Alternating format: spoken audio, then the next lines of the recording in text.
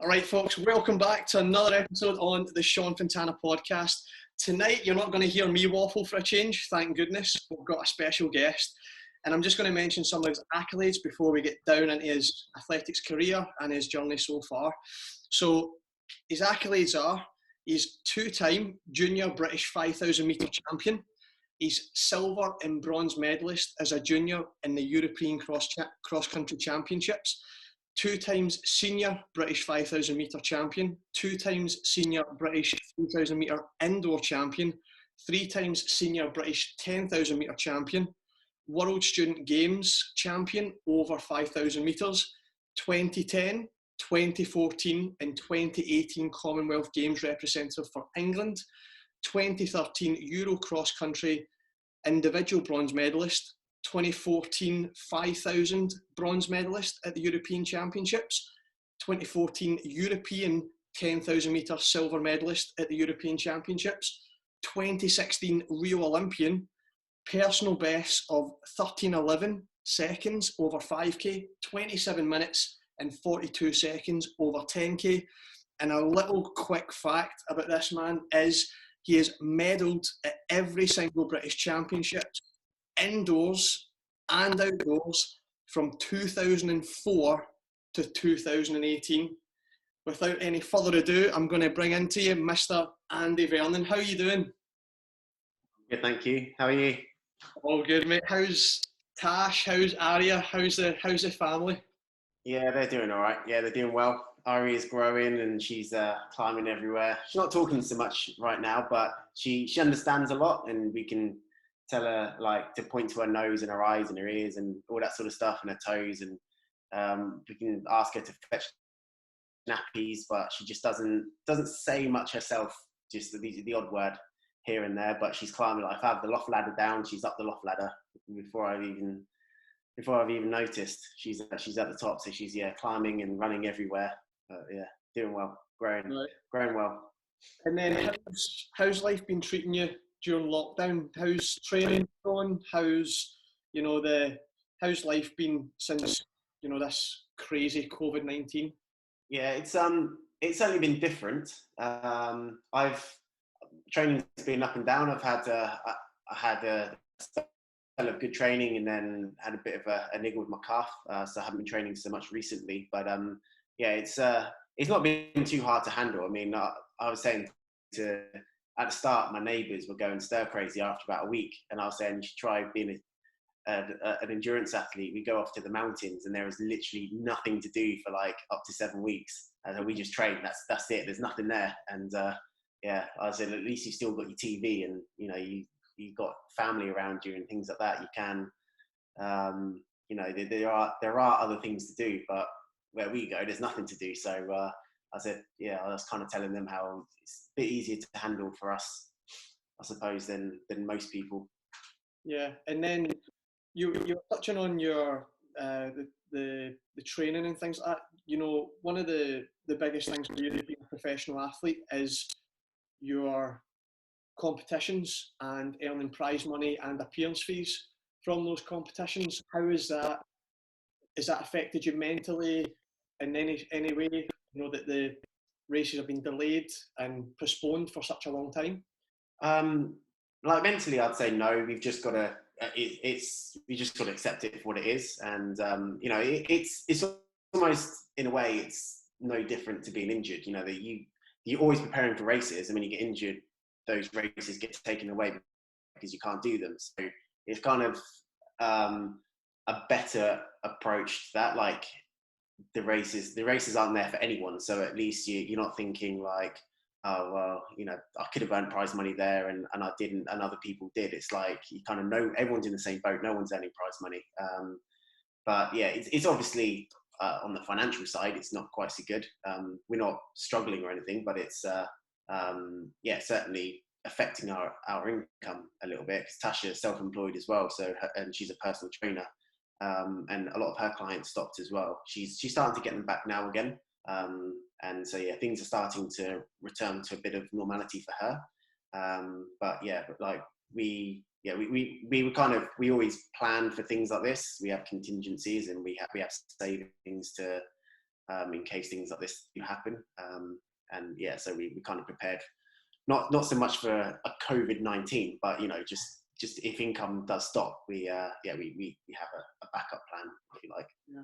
And then you were talking about your injuries. How long have you been sort of dealing with your injury problems? Has it been the whole of lockdown, or has it been a part of lockdown? Did you get some sort of traction going with your training for the marathon, and then did it just come to a little sort of blip? Yeah, so I mean, marathon this year would have been a little bit more difficult for me to do anyway. I did have a calf injury on the other calf during, it kind of came on like literally just before the big half, and I only managed a mile of that race, and it really kind of tore up, so it got painful, so I had to stop. So that did, I didn't run for about 3 weeks after that, and that did put me into some it would have hindered my London Marathon preparation. So London Marathon not going ahead wasn't such a bad thing for me, because I don't think I'd have been in as good a shape as I could have been anyway. I managed to get back into training, and we were in lockdown, so we were only allowed to exercise once a day, and I did adhere to that. I just went out, I only trained once a day, I didn't do any double running.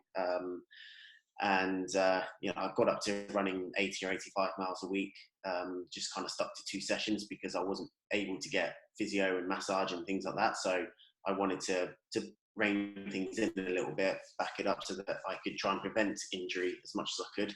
Unfortunately, it did come a little bit, and my other calf has gone a bit, but I did get it back into some good training, and I was hoping for some consistency during this whole time until races started. But I'll need to kind of go back to basics and build up again when I can. Will you be looking to do London in October the 4th, or are you looking to maybe look towards a later 2020 marathon, or maybe a sort of like Seville marathon in 2021? Yeah, if I can, I would like to do London, especially if it's on the right course, because obviously next year's Olympic trial is on that course. So if it'd be worth doing if they do allow us to do the full course, just to learn the course, do the course before we actually have to go to the Olympic trial. There is another one that we've not penciled in, but there's like a backup one that my manager told me about just the other day, my agent, and that's early December. So it gives us a bit more time as well, just in case we're not quite ready for London. So there's a backup one, and that looks, from the sounds of it, from what he was saying, it kind of sounds like it's going ahead no matter what, even if it's just an elite race. We'll just have to see what happens with London, and whether I can actually be on the line and 100% on the day. Yeah, no, good man. And then basically, what we are, I guess, wanting to explore today is take us back to, how you get into athletics, what got you into running, who was your first coach, your club, etc. Was it a school thing, or was it more an outside of school thing for yourself to get into running? Yeah, so it was definitely more an out of school thing. When I wouldn't call myself a runner at this point, but I used to go on runs. I used to run up to about 4 miles when I was like 4 or 5 years old with my dad, and we used to just go into the woods with the dog and run. It wouldn't have been particularly quick, but we used to go out, and then I kind of thought that I didn't think at that point I was good, but I thought I can run, at least I can run for a long time, even from a young age. And I was always at school, I was always one of the fastest, and I was probably certainly the kid with the most endurance, just from doing sports days and things like that. So I knew that I had a talent that was more than better than most as a very, very base, something to start from. And it wasn't until I was 14, I was doing a paper round in my local village, and the shop is in the village, and that's where the Stubbington 10K starts from as well. And back then, obviously, we didn't have mobile phones, so I saw what was going on. I asked the shopkeeper what it was, and he said, "Oh, it's the annual 10K." And he said there's a fun run as well, and I was like, oh, that sounds like fun. So I asked him to use the phone, phoned up my dad, got him to come pick me up in the car and do my paper round in the car so we could get it done quickly, because it was a Sunday morning, so the big rounds with the thick papers. And so we visited around. He bought my trainers with me as well, some running trainers, and we entered into the fun run, and I won it, and kind of upset the local favourite, really, the guy that was like the star of the club at the time. So the club was Stubbington Green Runners, who started up, and who organised it. And they asked me to, after I won it, I was talking to them, and one of the ladies was Penny Force, who was the club coach for the junior side at the time. And she asked if I wanted to join and do some more racing. Like, I was kind of with my dad at the time. Sorry, I was listening. I was with my dad at the time, and I was like, oh, what do you think, Dad? And he's like, yeah, if you want to do it, then do it. So we did. Yeah, her name was Penny Force. She was an Olympian herself. I've forgotten the year that she was. I think it was like the 68 or 72 Olympics that she competed in, over 800 meters. So she was a good runner herself, and she's like world masters champion now for like half marathon, and she does cross countries, and she's still going well now, well into her 70s. So she's a very good runner still. And it just kind of went from there. I got fast tracked. I'd missed the trial for the English schools, but I got fast tracked. They asked me to, instead of someone else, they asked me to, if I'd do like the Southern Counties, which is like a pre-English schools race for this. I think there's 7 counties along the south coast that do it, and or in the southeast region anyway. And I forgot where I finished there. I think I was like 2nd or 3rd at that race. So they put me into the English schools team, and I finished 22nd in the 26th. Sorry, in my first English schools inter boys, that was. Right. Yeah. So quite quickly I went from like only a week after the following weekend I did a Hampshire League, so the county level race, and I was 2nd in that. Oh no, 3rd in that. Sorry, I was 3rd in that at bottom age. And then I think the following day I did another cross country race, which was a slightly low. It's like called a Wessex League. It's quite slightly lower standard, and I won that one. So I went straight into running pretty well, and it just kind of went from there really. I never used to take it seriously. I didn't used to train much. I just went to the club twice a week. Really, the race at the weekend. Sometimes we'd meet for a Sunday morning session if there wasn't a race that weekend, but did no steady running, nothing like that. It was just like, the sessions were like 3 or 4K long. There weren't anything big. It was more a fun thing than anything else. Yeah. And it was, like during your early junior years, you did have great success, winning the British Championships as a junior, and there's a lot of wins next to your power of 10 as a junior, and you're saying that didn't take it too seriously. When did you start to think, do you know what, I'm going to knuckle down here and start really making the best of this?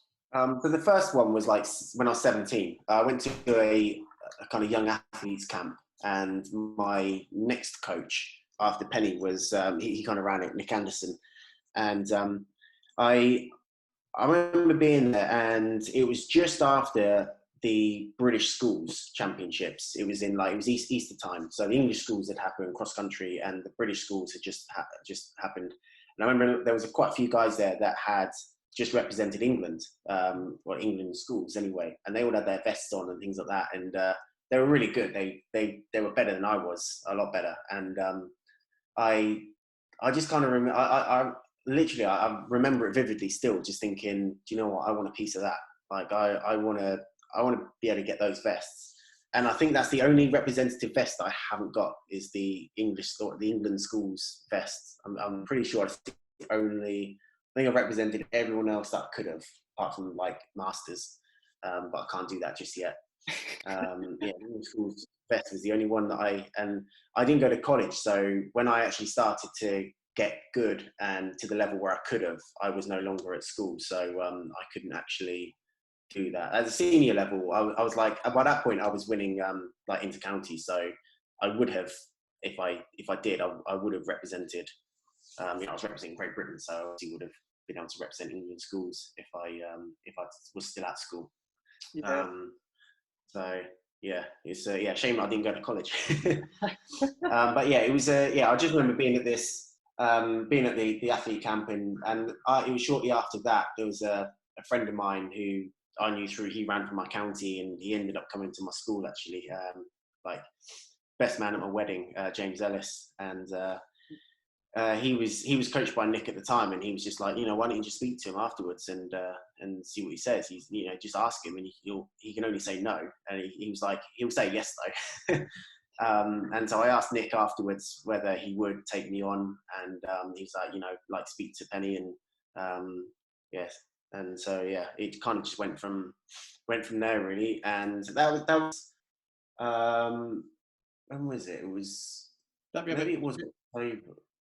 Was it the summer one? It might have been the summer one actually. That I might be getting my dates. It might have been the summer one, because I think it was like October that he started officially coaching me. October, when I was 17. So what year was that? 2003.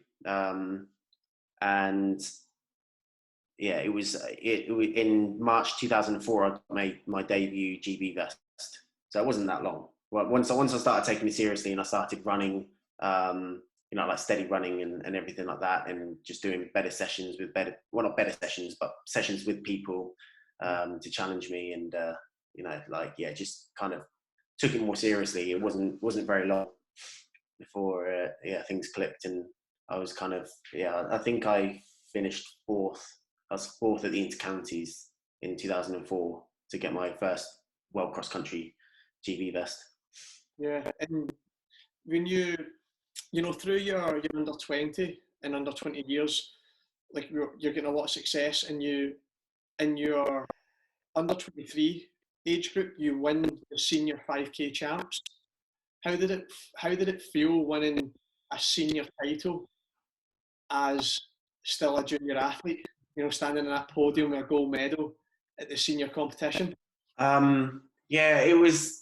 That was a weird one, because I kind of knew that I could do well. I knew that if it was the right race, I knew my strength, and I only about 2 weeks before that I'd won the under 23 1500 meter title. So at the time, I knew I had some wheels on me, and I just thought, if it is the right race and it comes down to the last, I don't know, 2 laps to 1 lap, I've got a good chance. And that was my first ever senior championship as well. I'd never run the British Championships on the track before, and it was pretty slow, for that kind of level. I think we ended up running 13:51. I don't know if we've got the results on. I don't know if you've got para 10 there. I think it was something like that anyway. But it was like we ran a 54 last lap to finish, and I remember just getting to the last lap and just sprinting and thinking, come on, catch me. Like I was gone. Yeah. And also you set yourself up well for the track season, where was that later on in the year where you go to Eurocross for GB? Was that later in the year, or was that at the start of the year you went to Eurocross and you picked up your silver? So that was, well, I actually medalled at either side of that. So that was summer 2008, and I got a bronze medal at the European Cross in 2007. Yeah. And then I got a silver medal in the European Cross in 2008. Yeah. And was that it's disappointing, that race. 2008 was a disappointing race for me, because I had some stomach problems on the last lap, and I really feel like I know you shouldn't really say this, but in hindsight, I feel like I should have won that race, but I just had some real bad problems on the last lap, and the Andre Lally, who is a very good runner anyway, but I feel like he shouldn't have been able to. He ran away from me on the last lap, and it was he shouldn't have been able to. And if it was coming down to a kick, there's no way he'd have beaten me over that. Like that last kind of, I don't know how long it is, 600 meters down the hill. I just couldn't. I had I had a really bad stitch thing, and I just couldn't run any faster on that last lap. I had to actually slow down a little bit, and it was a frustrating race for me there, because that could have been my one and only European cross country title, but wasn't to be. No, and at this point, were you starting to think that I could make a career from athletics? With, you know, this success, winning the Senior British Championships, you know, medaling at both Euro cross countries in 2007 and 2008. You know, were you starting to think this could be a job for me? Yeah, probably even sooner than that, to be honest with you. So in 2004, I got a Nike sponsorship off the back of that. 2005, I won the inter-counties. So that was a trial for the World Cross Country Champs, and off the back of that, I got a Nike sponsorship, and there was no money involved. It was just some bonuses. It wasn't a lot, but it was kind of, it got the cogs turning to think, like, you know, I'm just a junior and I can earn a little bit of money out of this. You know, how far can, like, surely if I get better, I can win, I can earn a bit more. And yeah, that kind of came. My next sponsorship was Adidas, and that was a better deal. I don't think there was any money involved with that, like as a base. I don't think there was a retainer, but the bonuses were a lot better, and I earned like a decent amount of money out of that. And I think it was in 2007 that I started to get appearance fees as well. So that combined with the sponsorship deal, you know, I was living at halls at university on a scholarship that I wasn't paying rent for. So like, it was easily tiding me over. You know, I was spending it on rubbish. Yeah, I kind of like had more money than I actually needed at the time. You can, you know, when you're a student, you can live off barely anything. Yeah, so that was kind of, at that point, I was, yeah, like, it was 2005 that I thought I could, and then 2007 it would kind of start to become a bit of a reality. And yeah, by 2008, 2009, I was actually earning a decent amount out of it. Yeah, and I mean, it is a lot. Most athletes' dreams to be sponsored by either, you know, like you said, big names like Nike and Adidas, and, you know, as a teenager, you're walking around in this professional kit, you know, around St Mary's with the athletes and stuff. Like, did that, you know, this sort of like boyhood dream, did it live up to the hype back then? Did you enjoy wearing that contract kit? Yeah, it's good, because obviously, like, there are better brands out there as well for running, but when you're a kid, you know, Nike and Adidas are the ones, you know, they're the cool ones in general. Like, you know, they're the trainers that you used to wear at school and things like that. And yeah, so it was when I was 18 and I got my I was 19 actually. 19, I got a Nike deal, and I was kind of thinking, like, that's actually pretty cool. Like, I can just phone up and send an email and get all the trainers that I want and all the kit that I want. And I'm talking, like, I'm not even talking about trainers. I'm talking about like casuals. And you know, like, so yeah, that was pretty cool. Yeah, it was because it was my first one as well, and it's it was. Yeah, I suppose it did live up to the hype. Yeah, it was nice, just because that obviously takes a huge strain off. Because even if that was the only like sponsorship that I got so much kit that it tied you over for years. You know, I've still got some of the stuff up in the loft that I have. There's never been opened out of packets, and I just thought, oh, in like 20 years, I might need that. And yeah, still stuff up in the loft that I haven't even from those sponsorships that I didn't even open. Yeah. Yeah. So it's it was just not having to spend that money on trainers saves you an awful lot as well. And yeah, like, that kind of almost becomes like an income, because you're not spending it out in a reverse way. Yeah. You know what I mean?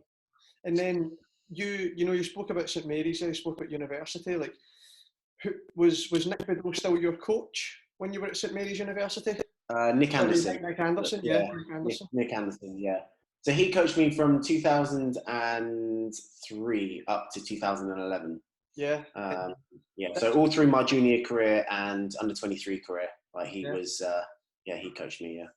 And then, you know, as you moved, like, you spoke about 2011. 2011 was, I'm guessing, a massive, you know, this was a massive moment in your athletics career, where you got the World Student Games, 5,000 meters in China. Was it China? Yeah. Was that in China? Yeah, it was. Yeah, Shenzhen. Yeah. And you know, I've watched the race back with you. You know, and the conditions looked absolutely brutal. The Yeah. humidity, like it looked. Very hot and extremely humid. Yeah. Yeah. I mean, it wasn't even, you didn't even notice the heat because it was so humid. That's all you noticed. I mean, the fact that it was 31 degrees or something like that, like at 8 o'clock, 9 o'clock at night, didn't even matter. It was just the humidity. There was so much moisture in the air. And even like just so where we stayed, the village was, you know, like in foreign, like here the hotels all enclosed, and but out there, like the village were like high-rise flats basically, and they were all kind of outside. And when we just sat on the communal area outside on the kind of the hallways, if you like, they're all open air and stuff like that, and you just sat there sweating because it was so humid. And when it rained, it was even worse when it rained, because it was like you could actually see just like the steam coming off, because the floor was so hot, like especially during the day, it was like, I don't know, near 40 degrees. And so if it rained during the day and like it would hit the bottom, there was like big kind of like holes, if you like, in, like, it's hard to explain, but it used to go down into the bottom of the thing, and then the steam just used to rise up through the whole like building. Right. And like hit kind of every floor as it went up, and you could just see the moisture in the air rising, where it was so hot on the floor and it just steamed up. It was like, yeah, like it was horrendous.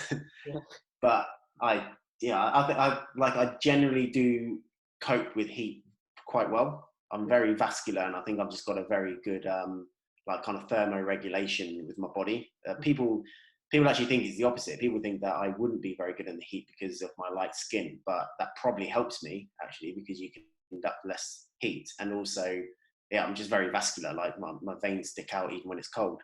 So like my blood is always very much on the surface of the skin, which cools you down the most. So yeah, I've just got good kind of physiology for hot and horrible conditions. And yeah, it set you up well for that one, because, you know, talk us through the race, talk us through, you know, your mindset going into the race. Did you believe that you were in the shape to take the gold? You know, how was your preparation beforehand, and then, you know, executing on the day? How did it all go? Yeah, so I was actually the fastest on paper. I was the fastest in the field, so that obviously gives you a lot of confidence. But there were some good people in there, like one of the Rybakov twins. If you followed athletics back over like kind of 2002, 3, and 4, even 5, like there were 2 Russian twins. There were like Anatoly and Yevgeny Rybakov, and they were very good. They basically cleaned up junior European cross-country champs, and on the track and everything like that. They were on the track. They always did, like, one did the 5 and one did the 10, and they always won their race. And you know, they were just very good. And so they weren't quite so good as they got older, but they're still dangerous guys in the race. And so I knew there was some good competition. There was a good Italian as well. It wasn't stats by any chance, by any what's the word? Stretch of the imagination. That's the one I'm looking for. It wasn't like a really loaded race, but it was good enough. It was still a good quality. I mean, there were some Ugandans in there and things like that. But yeah, it was just a case of, so I played it very tactically well in the heat. It is in the first round. And I literally did the bare minimum. I knew I was in the second heat, so I knew what I had to run, and I literally I literally took that 5th spot, that 5th automatic spot, and I ran as slowly as I could to save as much energy. And some Japanese guy starts trying to sprint and like out sprint me in the last 100 meters, and I was just like, you're really going to make me sprint now just to this? I knew I was safe on time anyway, but I just thought, you know, just in case I've got it wrong, I'll better just finish in this automatic spot. So I took the 5th and final automatic spot of the second heat, and there was like some others. I mean, there were 2 guys, one of the Rybakovs actually, the Rybakov that was in it, the Russian. They were like sprinting for 1st and 2nd in the heat, and I was just thinking, like, you are idiots. Like, what are you doing? And there was absolutely no need. And yeah, so I probably went through into the final expelling the least amount of energy. So I played it kind of tactically well in that way as well. I was very good at acclimatizing myself as well. So I was sharing, I can tell you the story. I was sharing a room with Dave Bishop and Chris Gorson, and they were in the 1500 meters, but they were competing a few days before me. And they wanted so whenever we were in our room, they wanted like the doors closed and the air conditioning on to just make it like more comfortable for them. And I was just like, guys, like, this isn't the thing you need to be doing here. You need to be acclimatizing. You need to spend as much time in this heat as you can. And they were like, oh, no, like, it's too hot, I'm sweating too much. So I was like, just drink more. You just got to drink electrolytes and make up for it. And I think they both made the final. I can't remember exactly where I think maybe one was 6th and one was 4th, I want to say, in their final. But they kind of said, look, we'll have a deal with you. Like, so this is on the night of their final. They were like, look, we have the AC on today because we're competing. And you got 3 days until you compete. So as soon as when we finish, you can just do whatever you want with it. Like, we'll just let you do whatever you want. I was like, okay, well, the heating will be off full stop. And the air conditioning, will be off full stop.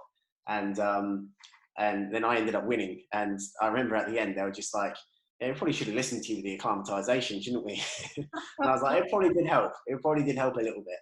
So, yeah, because I was out there for well over a week before I had to compete. And I did the heat, and then it was like a couple of days until the final. So, yeah, it was, yeah, I had some time to, whenever they were in with the air conditioning on, I just went out into the hallway where there was, where you're in the open air. So I just tried to acclimatize myself as much as possible. Yeah. Which is what you need to do for those sort of races. And how did you feel winning a world medal? Was that quite a proud moment to stand on the podium, British anthem coming up and the British flag coming down? It was, yeah. It was a really good feeling. The most annoying thing, right, about that was that they didn't actually play the British anthem. For everyone, they just played the FISU, which is like the Federation International Students something, whatever. They played the anthem, so I didn't even get to sing my national anthem. They just played the game's national anthem or the game's anthem. And I was just thinking, my one and only time when I'm standing on top podium spot and I can get my national anthem, they don't play it. And yeah, so that was a bit annoying. But, and then that's propelling you. Is this where you must be growing in confidence with your performances from under 20, under 23, moving into the senior ranks, really getting this momentum going. Then you say you move to, is this where you have a chat with Nick Bideau and move in 2011 to MTC? Yeah, it was 2011. Yeah, I think it was October again in 2011 that I started to be coached by Nick Bideau at that point. It was just one of those things that, so I used to train a lot with people at St. Mary's and also like other people who was coached by Nick Anderson, like Keith Gerrard was one of them, John Beattie was another, and they'd all ended up kind of going to America, and I was almost like left with not really any training partners unless I just did other people's sessions, like Mick Woods or Craig Winrow. It was just one of those, like the next year was Olympic year, so it kind of, for me at that point, it was starting to be not make or break, but I was like, this could be my one and only chance to go to the Olympic Games. Like, it could be. I don't know what's going to happen in 4 years' time. I might not be running, might not even have a leg. Like, you just don't know what's going to happen. So I kind of thought, I can't waste this opportunity, and I've got to maximise it as much as I can. And Nick Bideau had a very good Australian group. They was coaching Craig Mottram. I don't think at that point, I think Craig had stopped a couple of years before that. But he used to come to St. Mary's and bring all the Australians over every year from like April, May time up until like September, October time, and basically throughout the whole of the British summer. And I kind of thought, well, if it works, like they're over here on my doorstep for a long time, I can go to Australia for 2 or 3 months during the winter if I need to. And, I'll basically be having training partners all through, most of the year. I can do a couple of months on my own if I need to here and there. So I just had a chat with him, and he was just like, yeah, well, if that's, he kind of gave me a bit of a trial first. He didn't just say yes. He gave me a bit of a trial. He wanted to make sure that I fit with the group properly.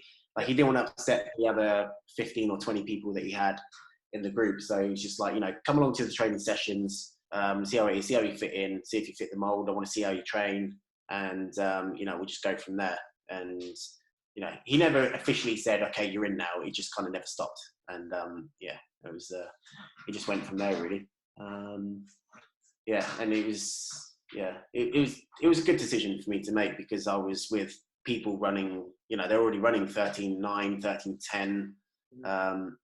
They were good 1500 meter guys. Yeah, it was just a good vibe. I enjoyed it. I enjoyed having the mass. I don't know, I really miss it now, actually. I really miss not having a big group to train with all the time, because it's amazing how much it helps you. Yeah, it really does. When you go on training camps and there's just like, between 10 and 30 of you, all you just get up, you run, you go, like, you don't even have to think about it. It's not, nothing becomes difficult or hard. You just don't even think about it. We were going to bed at 9:30, we're waking up at 7, getting our, doing our training, and it was just easy. It really was easy. Yeah, that's cool. And I thought there was when you're talking about the trial that Nick Bideau set, I thought he said, come back to me if you win the World Student Games. I thought that's what he may have said to you. Just in case, I know. Yeah, so he did. Yeah, he did actually. I can't remember what. I think he actually said when I first, I think he said get the student, because I had the student games coming up, and I think he said, get the student games out of the way, and then we can. It was either that or the Great North Run. I can't remember. And then we'll start to we can start. I'll start setting you training. So I think he was like, come and join in if you want, but I won't be setting you anything specific. I can't remember exactly how it went. It was something like that anyway. But I remember there was either get the student games out of the way or get the Great North Run out of the way. I can't remember if he helped me towards the Great North Run. It's too long ago. Yeah. Sorry, my memory is not good enough. Yeah, and then we speak about the decision to go with Nick, so that because of the 2012 Olympic Games is coming up, and we move into 2012, and you've got the Olympic B standard, and then is this where you had your stress fracture with your foot? Yeah. Yeah. So talk to us about 2012. Did you feel that you were in shape to get that qualification time, and then the foot just sort of being that really upsetting, frustrating point to your 2012 season? Yes, I think I would have over one of the distances, either 5 or 10. Like I was about the same over both distances at that point. I wasn't better at one or the other. The training we did was kind of geared towards both, and I went to Australia. I went to Australia on Boxing Day 2011, and I stayed there until March 5th or 6th or something like that. And then I think that year I flew straight to America, actually. So I was there until I was actually out of the country until April. May. And I went to Stanford so I went to America. We trained up at Mount Laguna, which is where we near San Diego, where we used to train a lot. And I went to, it was Mount Sac first. Sorry, I did the 5K at Mount Sac, and around 13:23 point something, and I was 3 seconds off. That was a B at the time. They did the A and B standard, and that was a B standard, and I was 3 seconds off the A standard of 13:20. But after that race, I felt a little thing in my foot, a little bit, and I kind of had an inkling of what it was, because I'd had a stress fracture in my navicular bone before. And didn't really want to accept it, and I carried on. I kind of thought, if I'm going to go to the Olympics, Stanford's probably my best chance, my best opportunity to do a 10K. And I was so close to the 5K, I was kind of thinking, well, maybe 10K would be a little bit better for me. Maybe I'll actually be able to get the 10K time. I trained through, it was 2 weeks after or something like that. I trained through, and but by the time I actually got to the start line, it was it was a full-on stress fracture, really. I shouldn't have run, but I kind of thought, it's the Olympic Games. I almost did think, well, if I'm not going to do this race, I'm not going, because I'm going to have to time off to heal, and I won't be able to race. If I do, I might be able to make it back in time for the Olympics, because they're so far away. So it was kind of stupid move, but the only play I had really. And so I ran 27:53, I think 52, 53. Standard was 27:45, I believe. And I think I was like 7 seconds off. So I was about similar amount off that I was the 5K, in terms of, I mean, you double the distance. But I was done. I was done after that race. Yeah. I had like 12 weeks off, something like that. And Olympian over, crushed. Yeah, and like, I mean, this is where, you know, I've spoken about a lot about this, about the ups and the downs of being an athlete, being a professional athlete. And I think a lot of people who are maybe sub-elite, trying to verge onto the elite scene, club runners, amateur runners, they look up to maybe guys like yourself and other professional athletes, and they think that you guys have always got it smooth sailing, you know, and never understand what's going on behind the scenes. And where, you know, this is a crushing blow to your dream is, you know, you want to become an Olympian. Like, where was your mind at during the injury and watching the 2012 games? Like, were you, how were you feeling emotionally about it? So by the time the games came, I was actually back running by that point. So I was in a bit of a better headspace, and I accepted that I wasn't going to the Olympics. So it was, I watched the games. You know, I mean, I enjoyed watching them because I was watching not just athletics but all the sports, and it's the Olympic Games, and I'm obviously very interested in sport. It was when I got the phone call from the doctor. I think that was when it hit me the hardest. I remember being up in Loughborough for something, and I went there to see the doctor actually, and I got a scan pretty soon after. And I think it was either that afternoon or the next day. I stayed up there for a few days with some friends, and got the phone call, and he was like, "Yeah, it is a stress fracture." He said it's quite a bad one. And you know, you're going to need at least 8 weeks out for this. Ended up being 12 weeks of no running whatsoever. Yeah, I just remember feeling like really deflated, and I like, if I, you know, I'm not really much of a crier, but I think if any point I was going to cry without being at a funeral, it would have been then, because it was the Olympic Games in London, like literally the city that I live in at the time. And you know, it doesn't matter where it was in the country. If you know, it could have been in any country in Great Britain, it would have been my home Olympic Games. And not many people get to go to the Olympic Games, and very few people get to go to the Olympic Games that happens to be in their own country at the time of the time they're competing. And you know, it was just, it just crushed me. It was really bad. That hit me for quite a while actually, that one. I was still relatively young as well. I think I was about 24. Was I 26? I was 26. I was 26. Yeah, no, I wasn't young. It's still. It was just one of those. Like, it wasn't my first.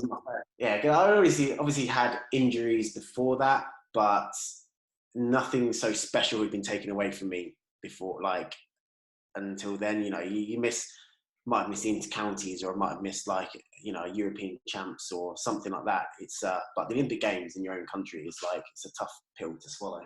Yeah, and then did that led into 2013, where you must have get back and built up a pretty good base of fitness, you know, when you're starting to get running at the Olympics and thereafter, because, you know, you go and win your first senior European medal at cross country in 2013. So you kind of get was that your first senior title medal at the European cross country champs in 2013? First senior medal, yeah. Yeah. So I don't think I did go. I went to the European cross in 2012, and I finished. I want to say 12th. 12th, yeah. 11th or 12th. But yeah, I actually had, from the time I came back from my injury into, like, but it was like August 2012 that I was, or July, August that I started running. I just had a completely uninterrupted, like, year and a few months up until, like, that European cross in, actually no, that's not right. No, I did actually get an injury again in 2013, sorry. Did Yeah, you? no, I was injured in 2012, and then I got re-injured in. Was that? Did you? But you managed to hold yourself together, and it was a little bit after because we met in 2013. What month did we meet in? Do you know? I think it was a winter time because I remember Yeah, thinking, so pushy. like early winter, so January, February. Yeah. Yeah, because I remember doing the.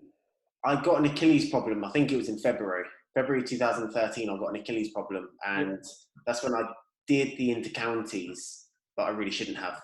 I finished that, and again, it was just for some prize money. It was a funny story because Nick had booked my flights to go to America again, and they were about 900 quid, and I was kind of like, well, I need to do this race to earn the money to pay for those flights. So it was like I was only able to get £1,000, I think, because Tickner had already won the overall thingy where I'd been injured early season, well, not running as well, so I didn't race in the early ones. And so he'd got enough points to basically get first place. I could only get second place, I think. And so I ran the intercounties, and I got that second place overall. And but my Achilles, like my Achilles got really bad in the race. Yeah. Which meant I couldn't even go to America to do the training.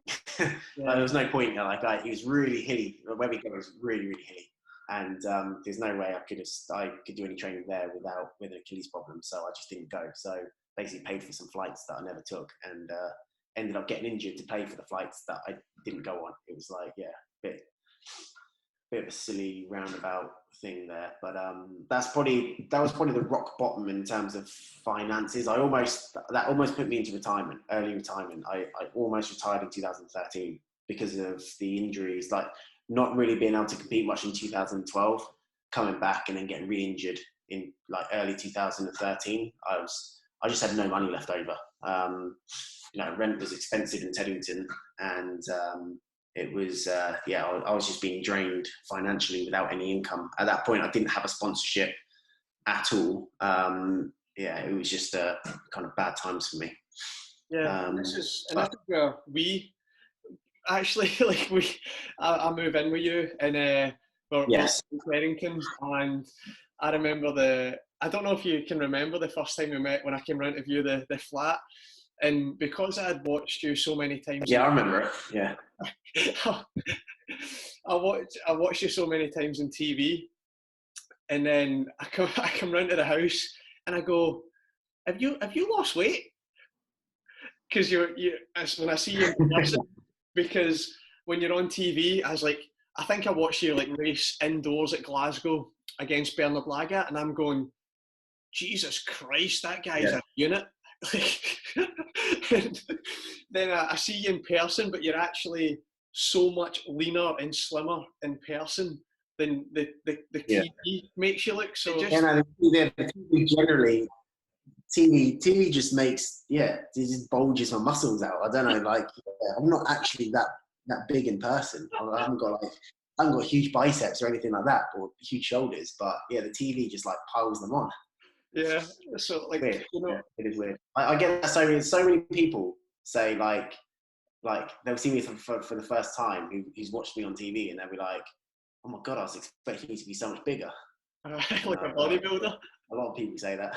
Yeah, and this is where this story that you talk about in 2013 is 100% raw and honest and truthful, because I didn't live how through it in terms of how you felt, but I was there witnessing this, the stress that it put on you, the stress that it put on your relationship, the stress that it put on your, like you said, to possibly put a lid on your dreams earlier than you wanted.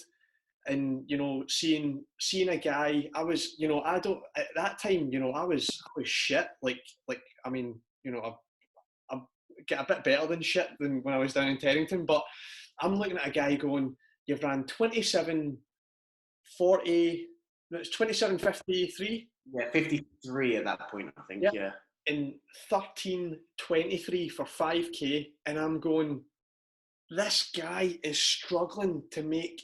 I'm it's like, oh my God, this is heartbreaking. You know, for anybody. It puts the sport into perspective. Like it is a tough sport to earn money out of. It's a tough sport to be full on 100% committed to that, and that's your sole income. It's like, it really is tough.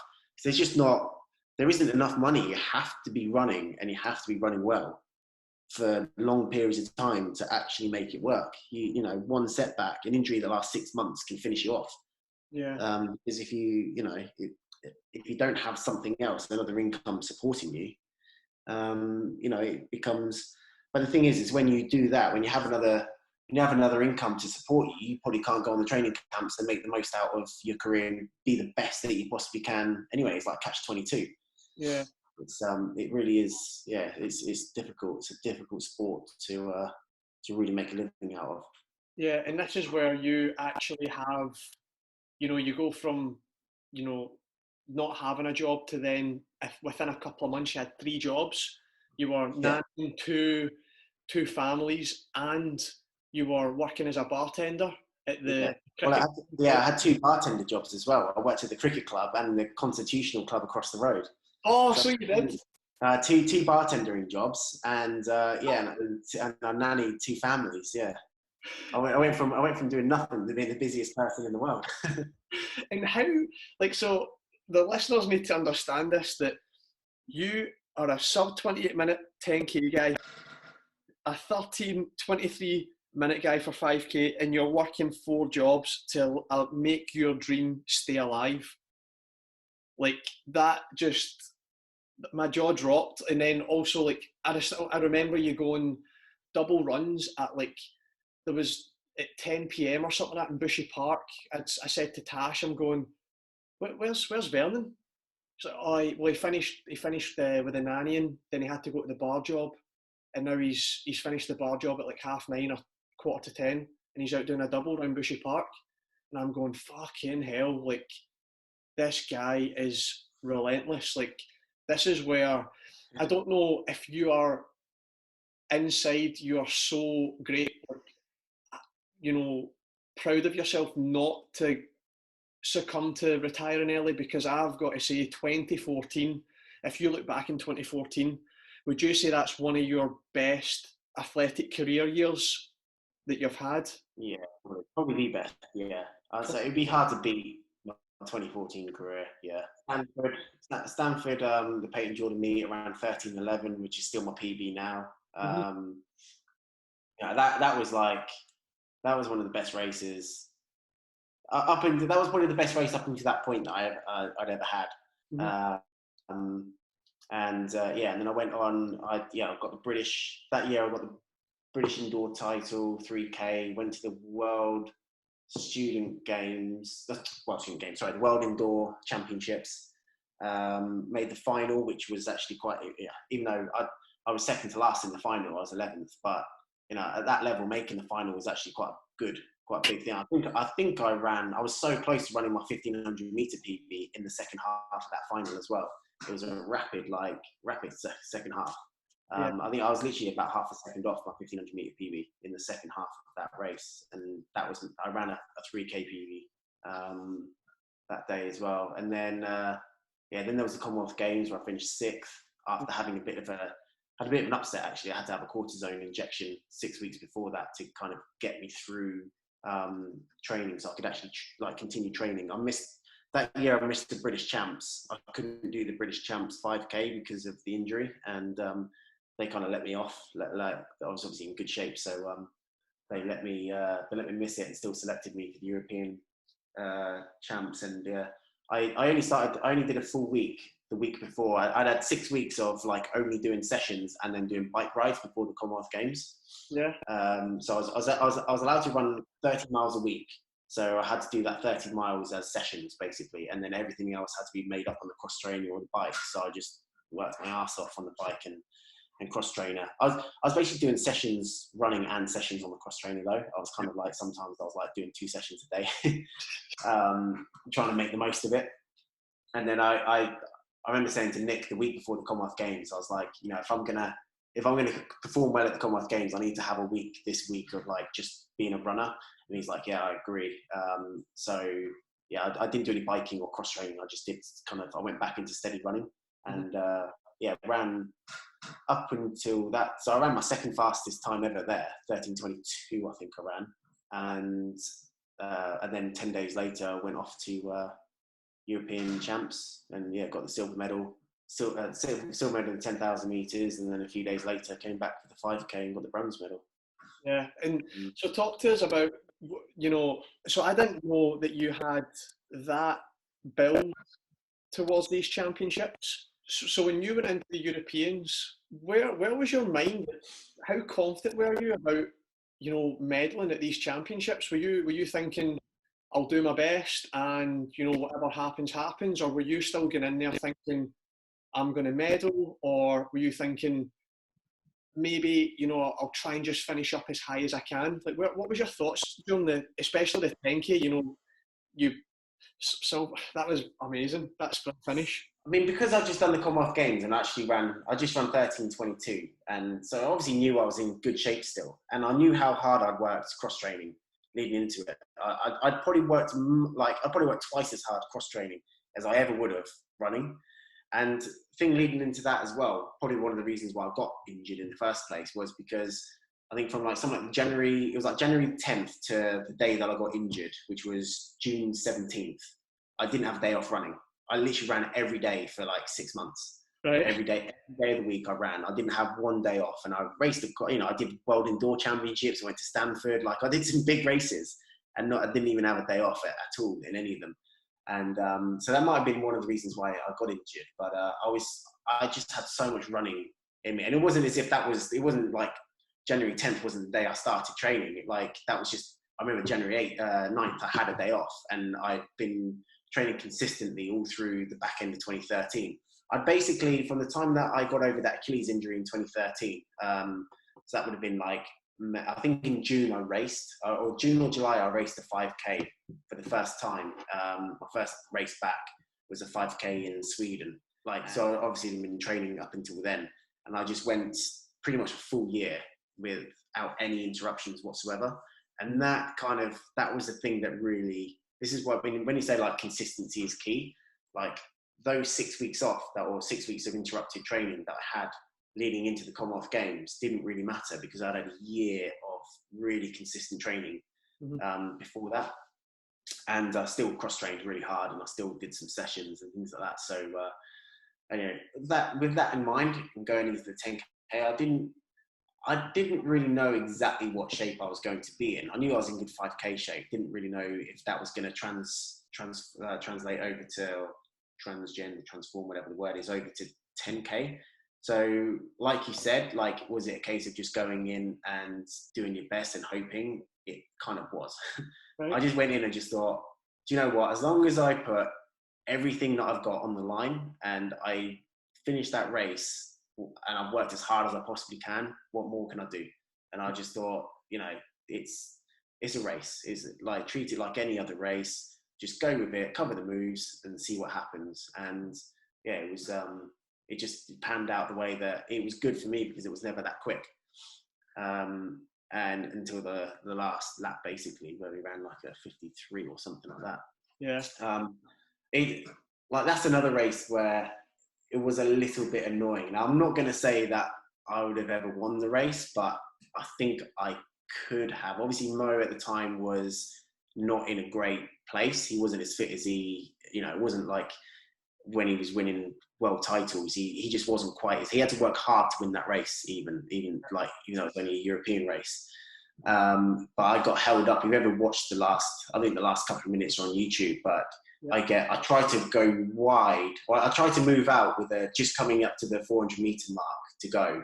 I tried to move wide, and I wasn't really looking in front of me, and I tried to go round to be directly behind Mo. Basically, I went going from fourth to second, to be directly behind Mo with a lap to go.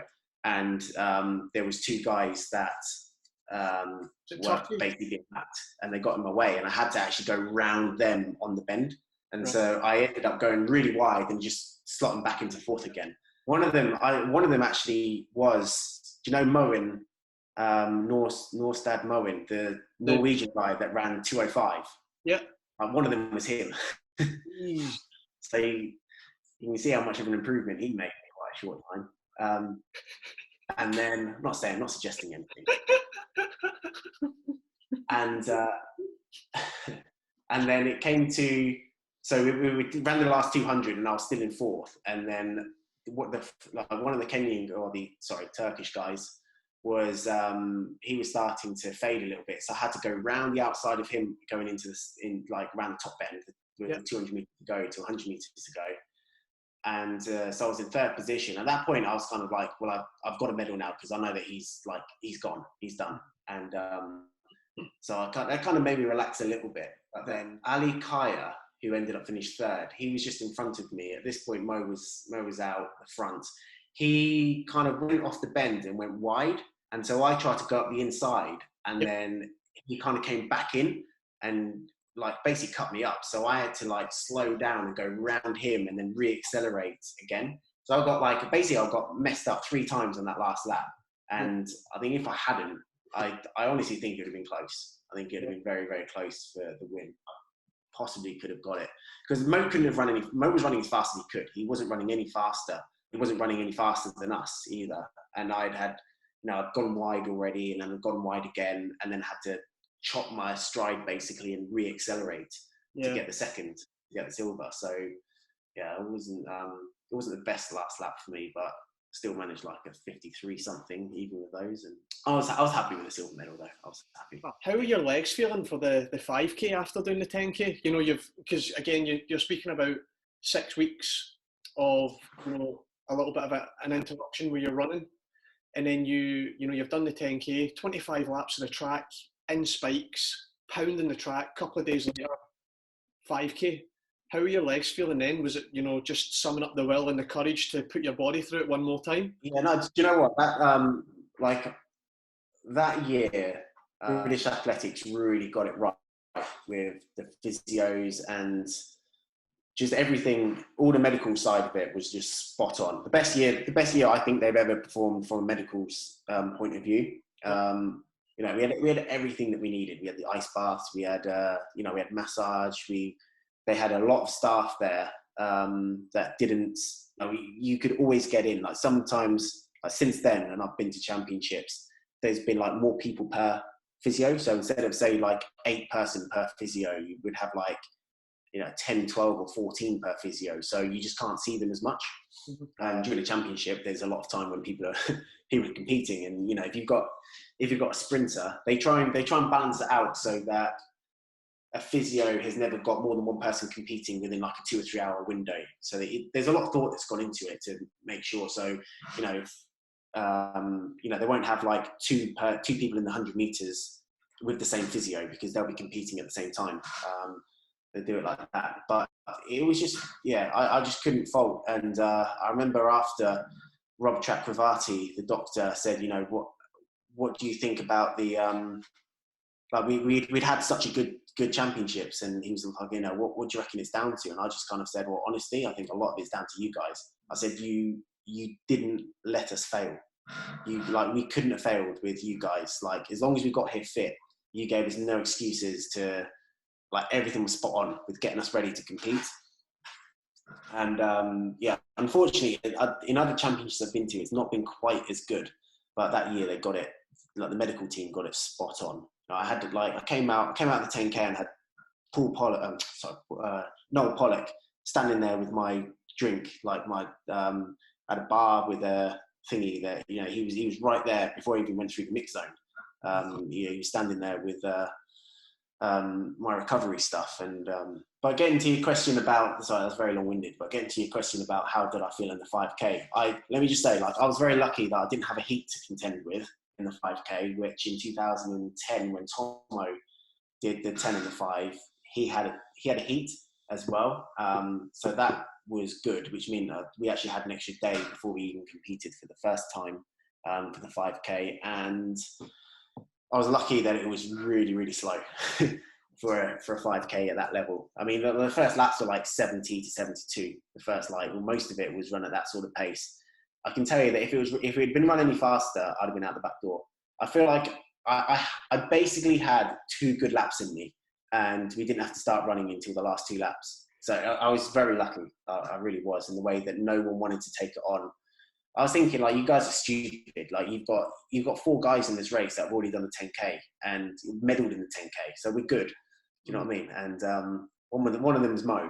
So I was thinking, why you guys, you know, you've got people from the same nation in the race, like 2 or 3 people of the same nation. Why don't you guys get together and just make it quick and burn us off? But they didn't. A lot of people were scared. They didn't want to take it on, and myself and Mo prospered from it, because I was running down.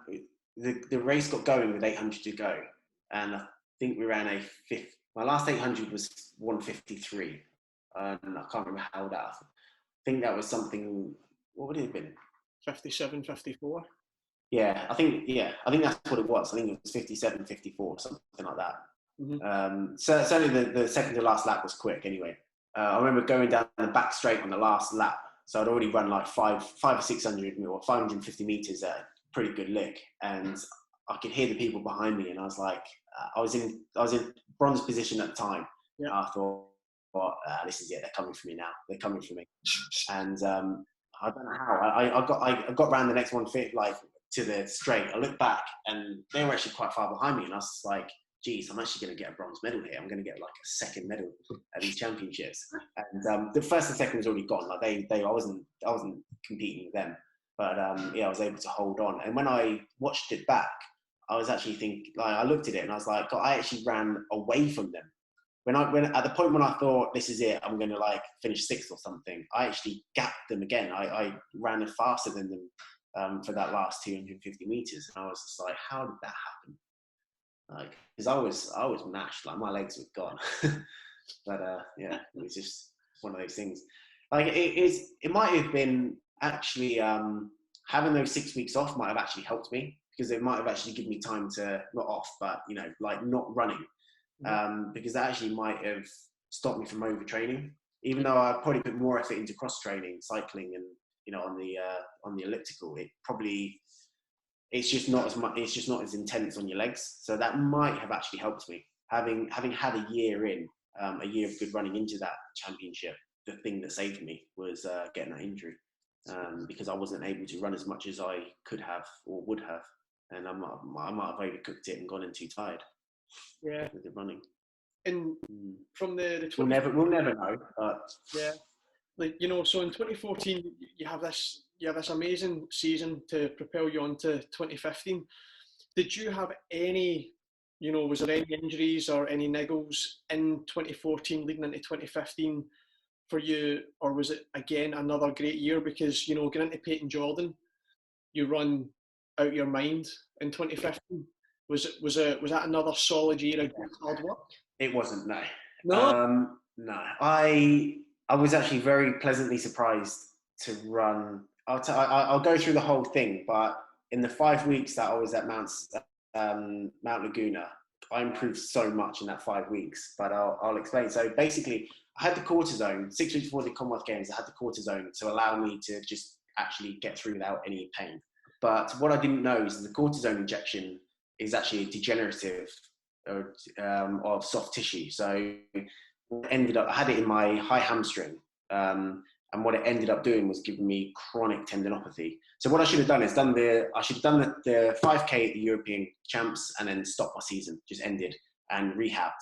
I didn't know this, and I carried on racing. I did the Zurich Diamond League, I did the Birmingham Diamond League, and then I went on to the half marathon, the Great North Run in September. And pretty much at the 10-mile mark, I started to get this real bad pain in my high hamstring, and it slowed me down a little bit, but I was able to get through. And actually, that's still my PB actually that day. Over half marathon, I ran at 62:46 or something. And I remember stopping. I sat down for like about 30 seconds. I got up and I literally couldn't walk. Like my hamstring was absolutely gone. And basically, I think during that race, the cortisone had completely worn off. Like within that hour, it felt like the cortisone had just worn off.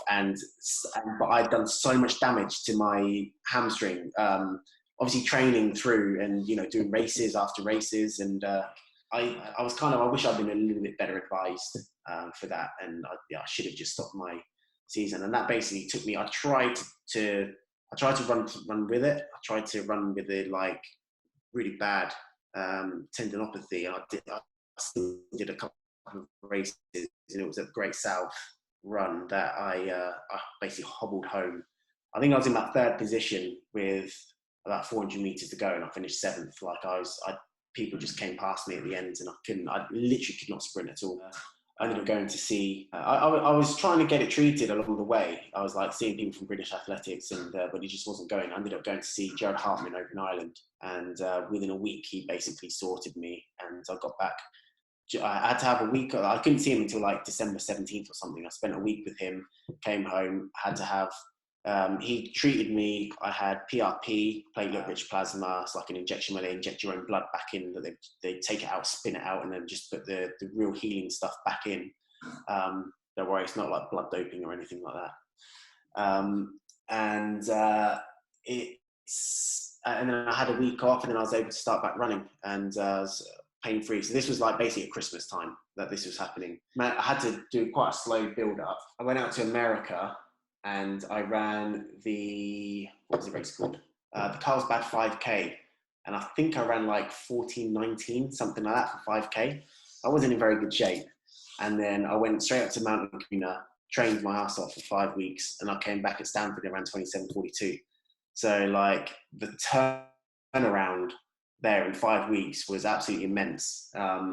But honestly, like Mount Laguna is just so hilly. It just makes you really, really strong. So I had a decent amount of base fitness and had been training, but just wasn't really showing any form. And then, like Mount Laguna is just, training with a good group. And I actually think that towards the end, I was doing better sessions on the track than I think than the previous year when I ran 13:11. Certainly my tempos were quicker around the same loop. Like we run the same loop every week, every year. We go there, and I was actually running quicker for my tempos at the same heart rate. So I believe that I was actually in better shape than I was the year before around 13:11, and I was in much better shape than 27:42. Just wasn't the race to run it. We ran like the pacemaker went out far too slow. We ended up going through the first 5K in 14:09, and then came home in like 13:33. 30, something like that. You were sitting on the shoulder of like Hassan Mead and all these like top pros, and then you kick away from them, but also you look back as if why is this happening? Like so. I don't want it because these guys are like top guys in the world, but you look back as if you're shocked at how easy you're moving away from these top athletes in the world. Like you're winning Peyton Jordan. It shocked me as well. And a few good races that are like, if anyone wants to watch those races, I think that one's on Flow Track. You don't need like the Prime or whatever it's called, the Premium. That race is on there. There's like the finish of the 10K on YouTube. The World Student Games I think is on YouTube as well. So if any of you want to watch those races, they are there. But this one was so again, like I didn't know exactly what shape I was in, but I knew I was in good shape.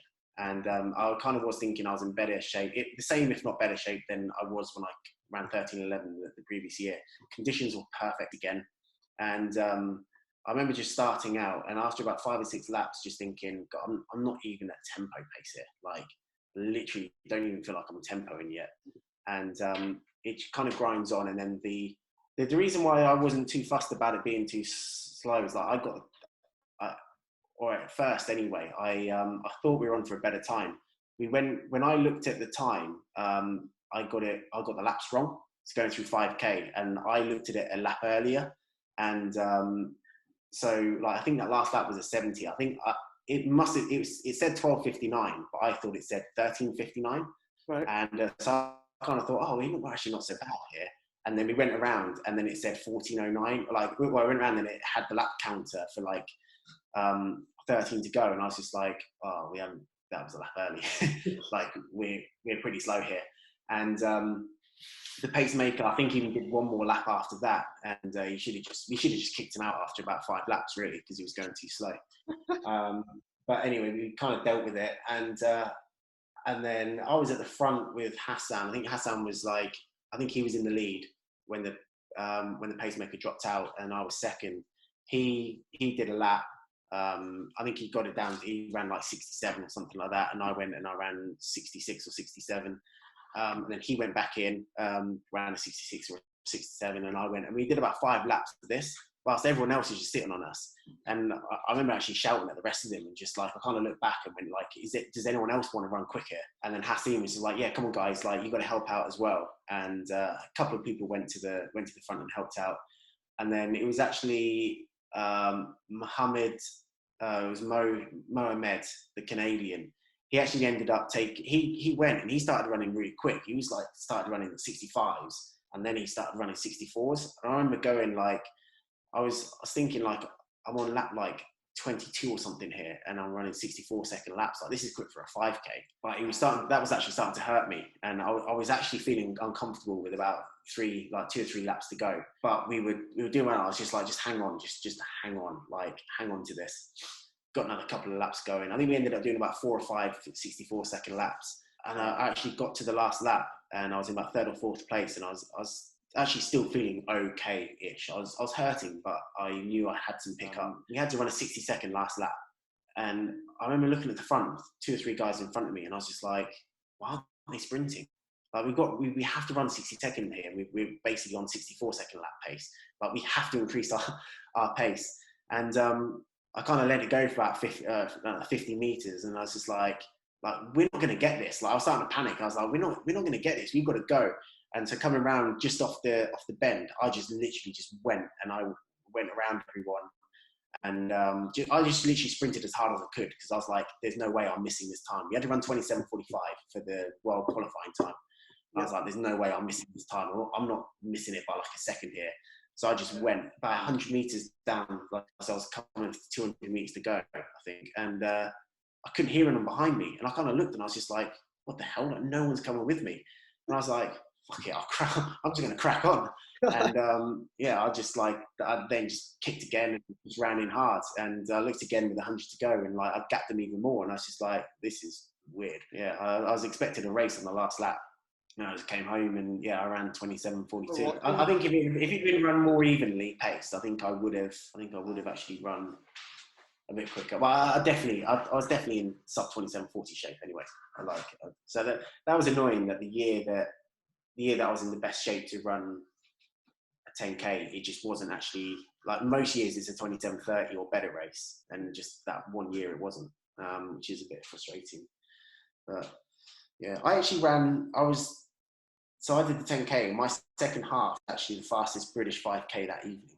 There was other guys in the 5Ks that I think the next fastest was like a second slower. So I was proud of that more than anything, really. That I actually, my closing 5K was the fastest British 5K of the night.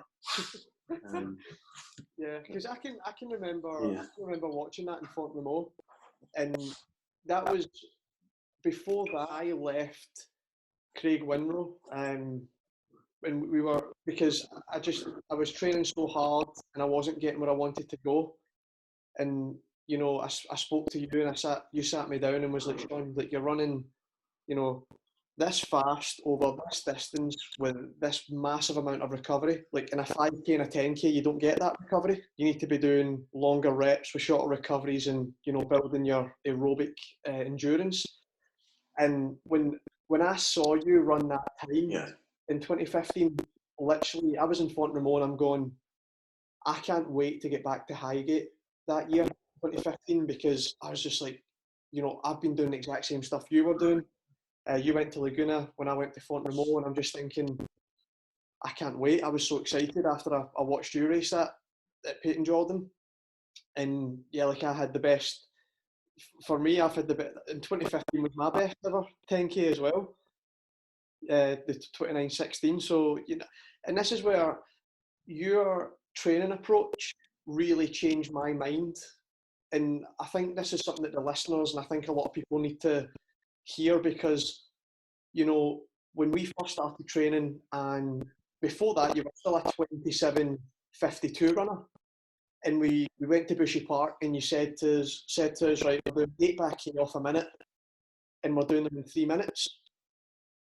And I was calculating that in my head, going, well, that's 30-minute pace for 10K. Like, do you not need to run 240 pace for them, and I need to run 255s, and you're going, Sean, shut up, like, just, it's 3 minutes for a K, we're taking a minute recovery, and it's 8 of them, and that's it. And then each week we would knock off a few seconds, or we'd do that 7-1 fast.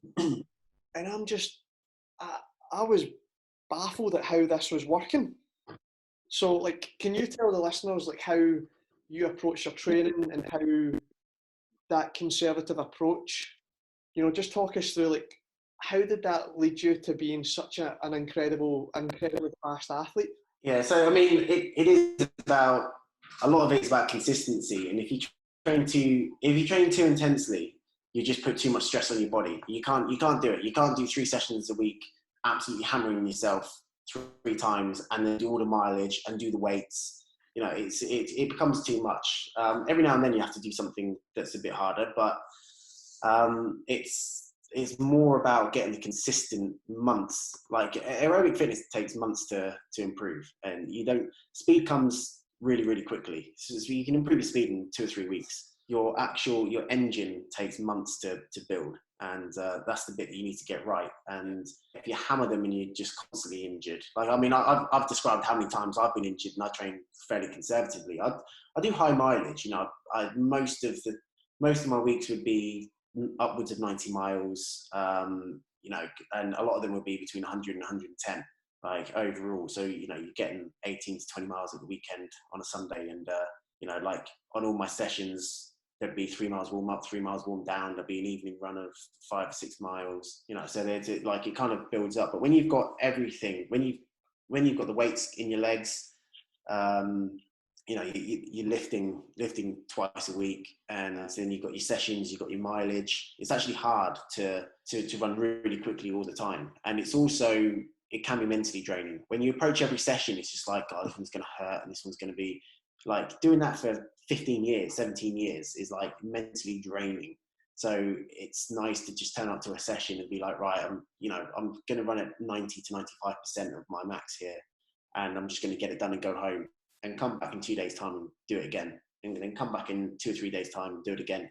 And you've got to do that. If it becomes hard, you'll mentally wear yourself out. If every session you do is just like, well, I've got to be on it today, and you get a day recovery, and you're like, oh, I've got to be on it today, and I've got to really work hard. That might get short-term results, and can get quick improvements, but you won't have a career the length that I've had running like that. I mean, it might actually, you might, by training harder for shorter periods of time, you potentially could get a better top outcome. So, like, I might have been able to run 13:05 and 27:30 if I had trained. Well, I think I could have run 27:30 anyway, but you get my gist. Or, like, I might have been able to get a gold medal at one European cross, but I wouldn't have been able to do 10 of them or 9 of them on the trot, which I did at one point. It depends on what you want out of it, really. Do you want to be good for 2 years and get some good results, or do you want a career that can last 15, 17, 20 years? Yeah. And there's different approaches to it, and I chose the long career, and I tried to go to 3 Olympic Games rather than just peak for 1. Yeah, and this is we'll move on to that, and but just before is, you get the World Championship A standard in 2015 to compete at the World Champs at Beijing.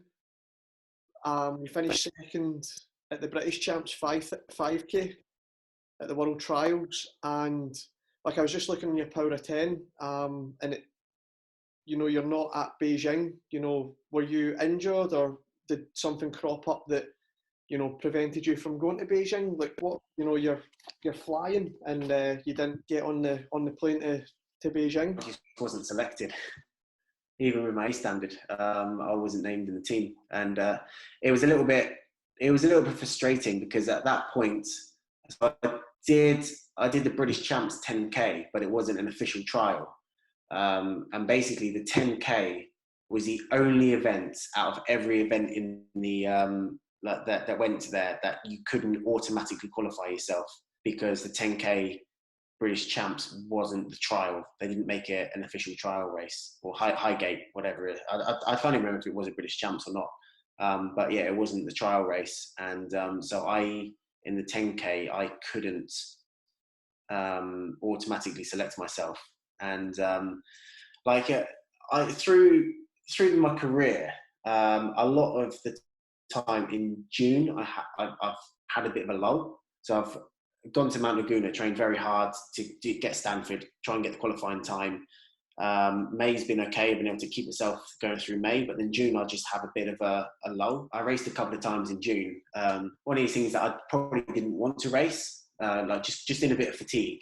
Didn't really want to race, but when people are offering you money to race and there's not that many opportunities to earn money, you've kind of got to take them.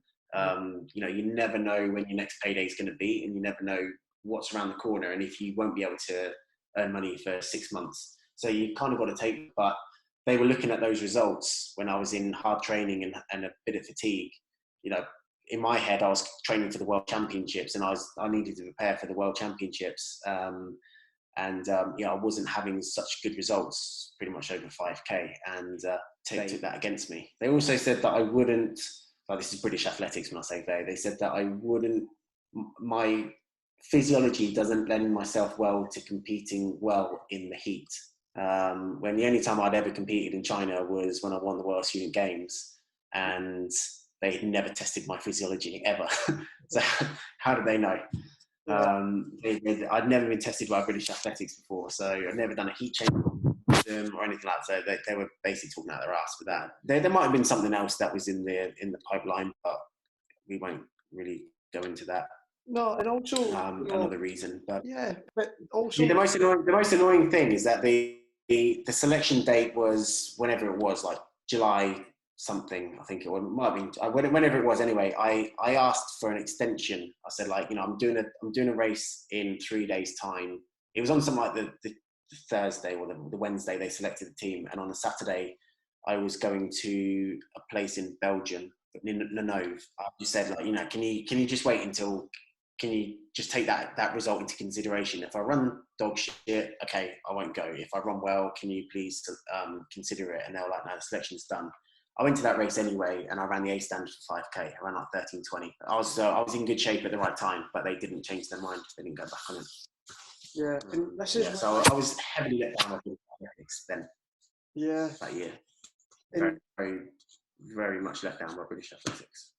Yeah, and again, you've worked 4 jobs. You've come back from so many injuries, setbacks, improving yourself time and time again. I mean, where is your mind at when you've ran now 2 A standards and you're not on the plane to Beijing? Like, where was your head at in terms of, were you?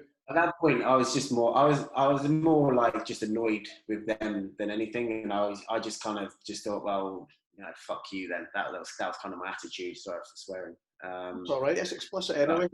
Kind of like, if you're going to be like that, then I was kind of almost disgusted in them that they were doing that. Because I had my other reasons why, the real reason why they didn't really select me, which I won't really go into. But yeah, it was kind of like, I just kind of thought, well, you dicks, basically. And I didn't need them. I'd never really been supported by them. They'd never really done anything for me up until that point. So it was kind of like, that was when I just lost all faith in them. And I just thought, well, I just got to crack on, and I won't let their decisions affect my career. And just ploughed on, really. Just thought next year's Olympics, just get on with that, try and prepare as best as I can for that, and carry on. Yeah, and go back to hard work.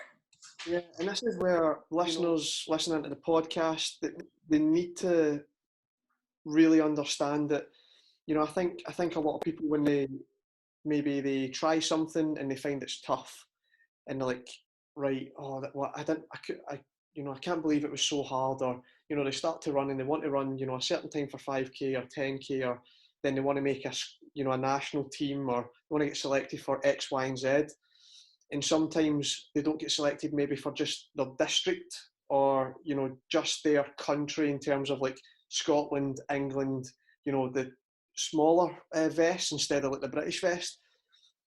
Some people want to go and medal at a British Championships or a national championships, and they don't quite get it, and they get some disappointment. You've went like, these disappointments aren't just like, like, maybe like you're going, that was my fault. Like, these are disappointments where you're literally going, how I can't even control the controllables. Like, you've controlled the controllables. Yeah. And listeners need to understand how determined and motivated and passionate you are about this sport, that even though these massive setbacks hit you, you don't allow them to stop your athletic career. Yeah, I mean, it's it's one of those things that, I mean, these decisions that people make, they again, that could have been the thing that put me into retirement again. It could have, like, I bonuses on contracts for making teams and for doing things, and your potential to earn money is put into the decision of other people, which is ludicrous. Yeah. They can affect, their decisions can affect so many people's lives. Yeah, it's like, so when they make a decision like that, like, I clearly should have been on the plane. There is no doubt about it. I should have been competing in Beijing. Mm-hmm. And no one could tell me anything different. They're like, I categorically should have been there. But they decided that they didn't want me there. And, it does affect, it affects the amount of money, because it's not just that. It's like, it's not just that race, but it increases your potential earnings in the future for appearance fees. It's something else. It's a tag on your name. That's what people like. Mm-hmm. You're a Beijing representative. It's all these things that, like, lower or higher your value, and that determines whether you can carry on going on or not. With the, I mean, I was never gonna, at that point, because Rio was the following year. I was just like, well, okay, fuck you guys. I'll just continue training to Rio then, and I just reset my goals. And I just thought, right, let's Europe, let's just focus on European cross now, and Great North and Great South and things like that, and try and get a bit of money, and then try and go on to Rio. Yeah. Didn't quite work out that way, but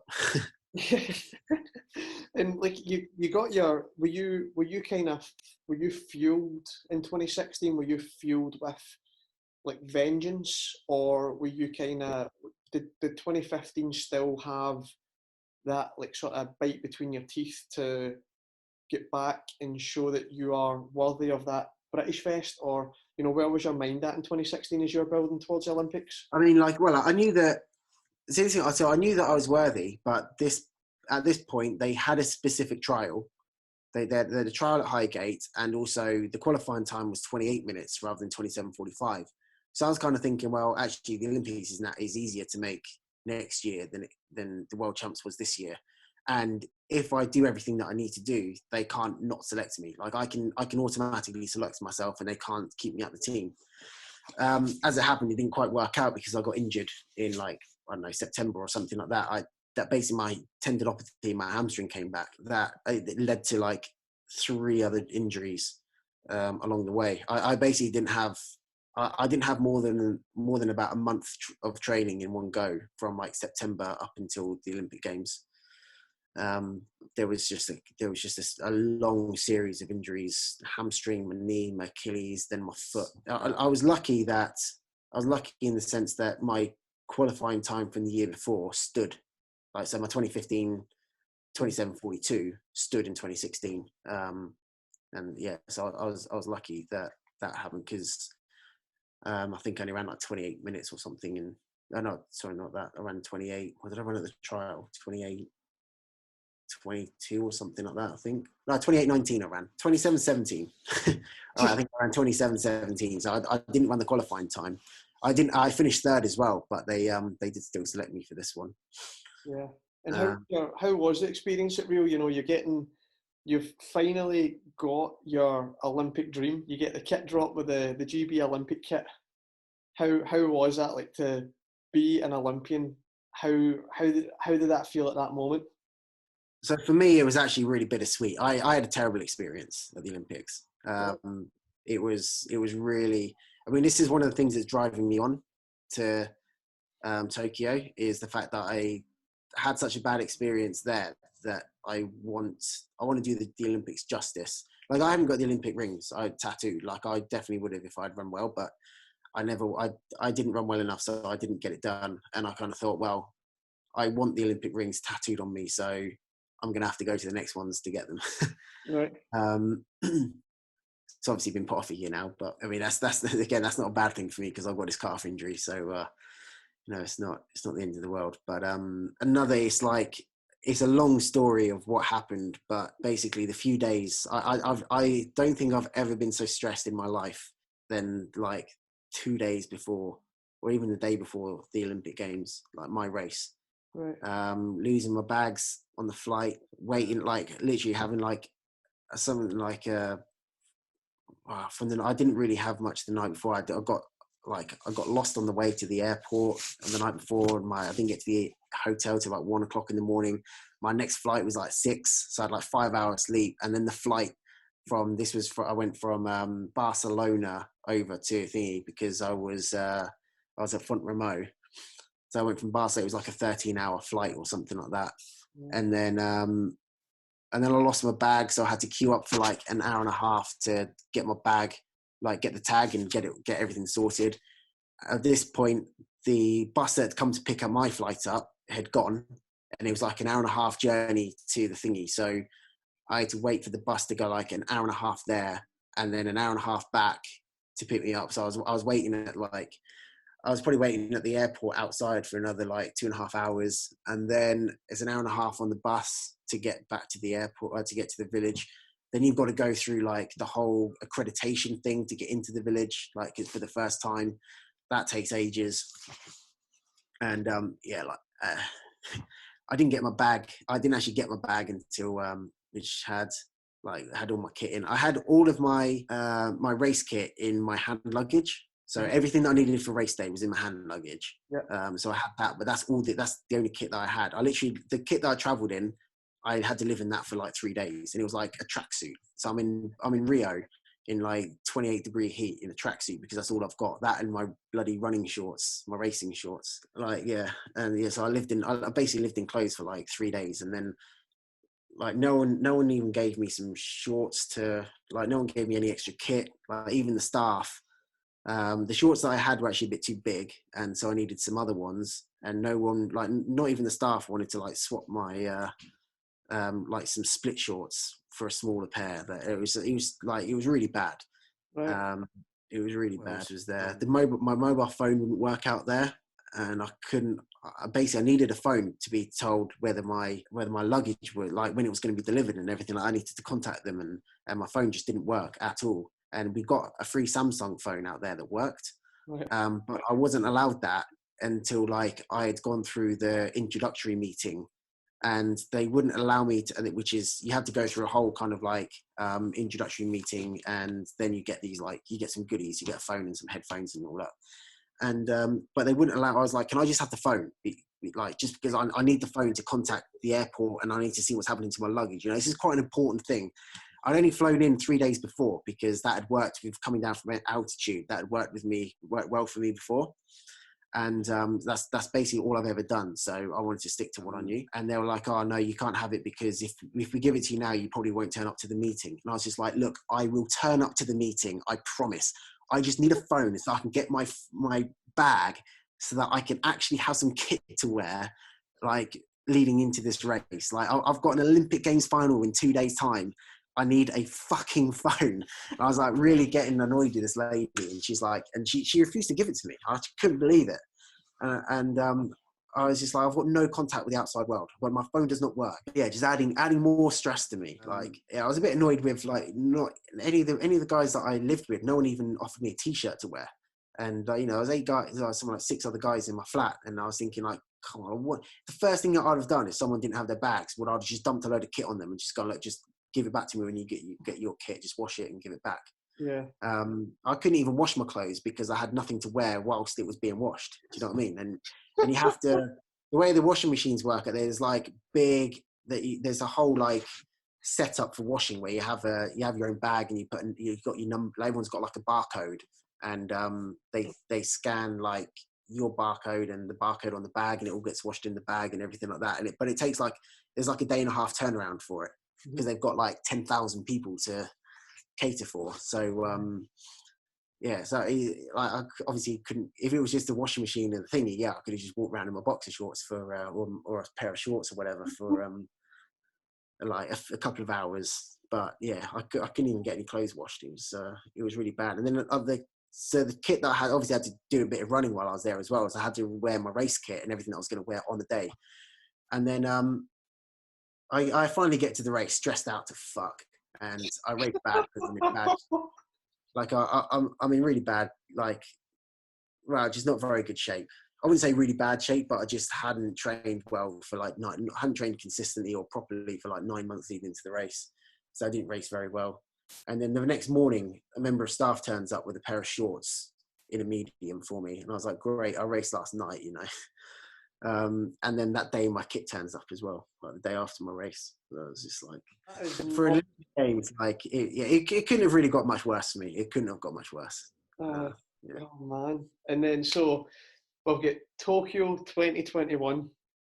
Are we seeing you in the marathon or are we seeing you in the 10K? What are you thinking? Well, I'm going to go for the marathon first, and I don't know when Highgate. So this year Highgate would have worked well because you'd have had probably just enough time to get over the marathon to then go and do Highgate. If it wasn't, you know, if marathon didn't go very well or you didn't qualify, probably could have gone back into the 10K. But if it's at normal time, like early May, there just isn't enough turnaround. So unless you only run half the race or something, yeah, you just won't be.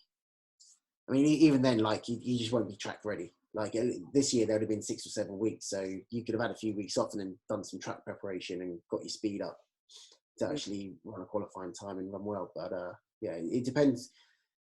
I'll go for marathon first, and I'll see whether 10K can work. Otherwise, I'll have to just step down to 5K and give 5K a go. Yeah. Yeah. Like all I can do is try. Yeah. If it doesn't happen, but.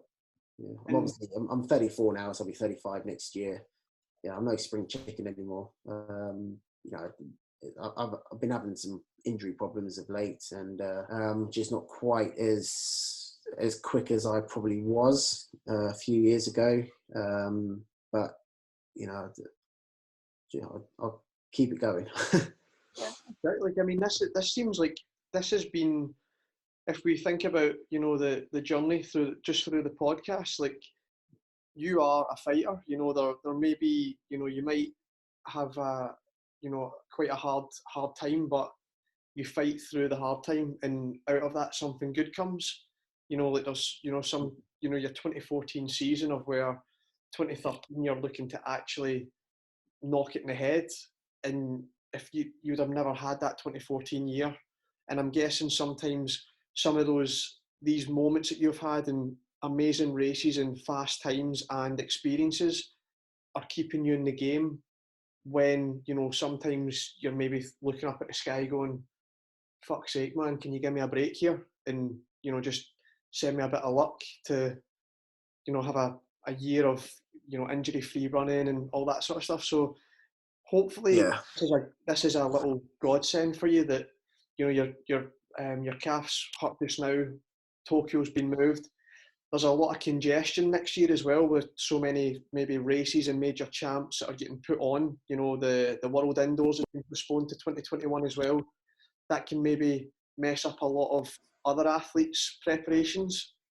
And if you're focusing just on you know, the Olympics itself and not any Worlds or Europeans or whatever, then we could see you in 2021 at the Tokyo, you know, Olympic Games with a bag of kit that's not been lost. Yeah. Yeah, exactly. Yeah, I mean, yeah, I'm gonna give it a go. I mean, well, there's two things. Like, I've got to be able to get there first, and again, like, I've got a family and I've got a mortgage now. I'm in a bit of a different situation to when I was in 2013. I've got, you know, I've got a family to think of and to provide for. So if races don't come on for so, like, say if like they don't actually come on till like February or March next year, I think a lot of people are going to be in the same situation where they're going to have to find something else, like a job to either tide them over for these next few months, or you know, just think about quitting altogether. And it's something that's I've obviously had to think about. At the moment, I can just about keep going, but that's kind of at the moment, providing that something can come in like October, November, December. I'm not sure if I can carry on going for like another 2 or 3 months after that. Because the thing with this is that, I mean, like, prize money, there's no guarantee. You have to run well and you have to earn the money. Mm-hmm. So if you have a bad day, you go home with nothing. You know, like the big half, there was the potential for, I think for me, it worked out. There was something like potential of like 14 grand I could have won from that race if I'd had a good run. If I'd run to like my potential, with the bonuses and the appearance fees and everything like that, and I came away with nothing. It's you know, I didn't even get my appearance fee because I didn't go far enough in the race. So you know, like that's the sort of things that we're, you know, dealing with. Like, you can earn 14 grand or nothing. It's a big, like, they're big chunks, big chunks of money, and you know, that's. But injuries and setbacks, they're all part and parcel. You know, you're going to have them. If you start this sport or any sport thinking it's going to be plain sailing for like 10 years, you've got another thing coming, because it doesn't happen like that. Very few sports like something like that happens. You know, if you're driving a car, then maybe, as long as you don't have a huge crash. But anything that puts like stress and impact, like real stress and impacts on the body, you're going to have some sort of injury. And, you know, I don't know many people that have gone 10 years without one, let alone, I don't know, it's getting on for like 17 years for me now. So you've got to accept those. You know, they're coming. You just got to try and do your best to keep them to the minimum. You know, like, don't think too much about them. Just if you get them, just think forward, move on to the, like, change your goals, change your objectives, and aim for that instead. Yeah, cross train hard when they do come. Just, you know, keep your base level fitness high, cross train hard, fight. Yeah, keep fighting. And I believe, like, no matter what, from when I first met you, from when we lived in the flat together, I genuinely think that you, even if, you know, there is just enough money and no more for you to still compete in 2021, I know you're going to do it. You love Yeah, this. yeah. I mean, it's something that, too much. I really want to do the Olympics justice, and you know, it's that's kind of like my driving thing at the moment, is that I want to. I hate it when, you know, someone mentions the Olympic, or, you know, it gets onto the subject that I am an Olympian, and people say, "Oh, how do you get on?" And I'm like, "Oh, I was 25th." And people say, "Oh, 25th in the world isn't bad." It's just like, yeah, but I didn't run to my potential. So, like, for me, it's like, I don't like talking about it. And yeah, I forgot what I ran, 28:19 or something. It wasn't like, that's not terrible. I remember in my first Commonwealth Games, I ran like 29:20, I think, or something like that for 10K. Really hard conditions in India, but you know, that was a bad run for that level. 28:19 isn't so bad, but it, you know, I should have run 30 seconds quicker at least. And 30 seconds quicker is, you know, that would have put me from 25th to top 12 or something like that. Yeah. Which wouldn't be so bad. Yeah. So yeah, it's just because I know I could have done so much better, and I should have done so much better. That's the thing. Like circumstances allowed me not to. Like I was never expecting fireworks because of the build-up that I'd had. I knew I wasn't in the shape that I needed to be in. But I think those, like I said, that stressful time I had a few days before, the 3 days leading in, I think that probably cost me 20 seconds right there though. Yeah. Just the stress. I remember being. There was another thing as well. There's this thing. So we down in the basement of our block was the physio room, and it was like the Team GB physio room. But every sport had to like rent it out for a certain amount of time. So depending on the size of your sport, you could rent it out. So we probably had like 6 hours at a time because we had like there's 80 people in our team. Whereas like cycling, they've got like 15 or 20 or something like that. So they might have only been able to rent it out for like an hour and a half or 2 hours. But because we had to rent it out for certain times, our physios thought it'd be better just to go to the track and work out at the track. And they were there all day. And if you wanted physio, you had to go to the track, which was like an hour and 20 on the bus. Fair enough. Okay, that's not so bad. If you've got all day doing nothing, I could do that. But they didn't tell me. And the day before, I had a physio booked in like 6 o'clock in the evening or 5 o'clock in the evening or something. I go down there, and none of our physios are there. I'm like, to the lady who works at the desk, I was like, "Where's the British Athletics?" And she said, they've gone to the track to work out of there. And I was like, "Oh, great! I've got a massage in 5 minutes, so I'm not going to get to the track anyway." So I contact the guy that I'm supposed to be, who's like my physio, my masseur.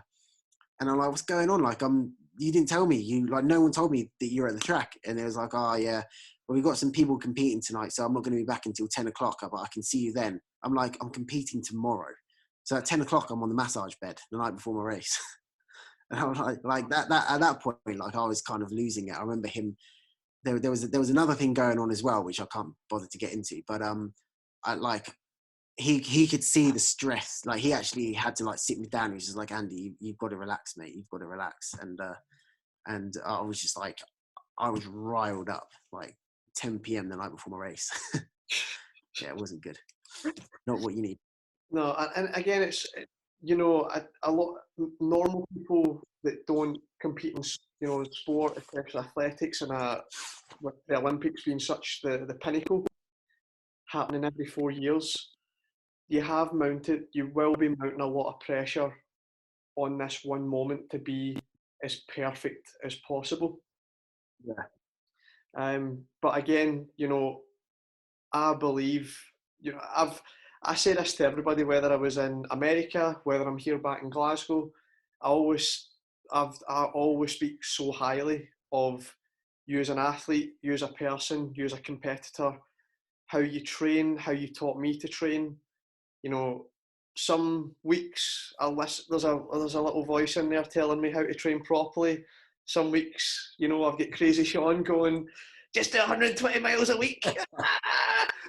But like you allowed me to see at one point in my athletic career, like if you listen and you do things right and you are consistent and good things will come.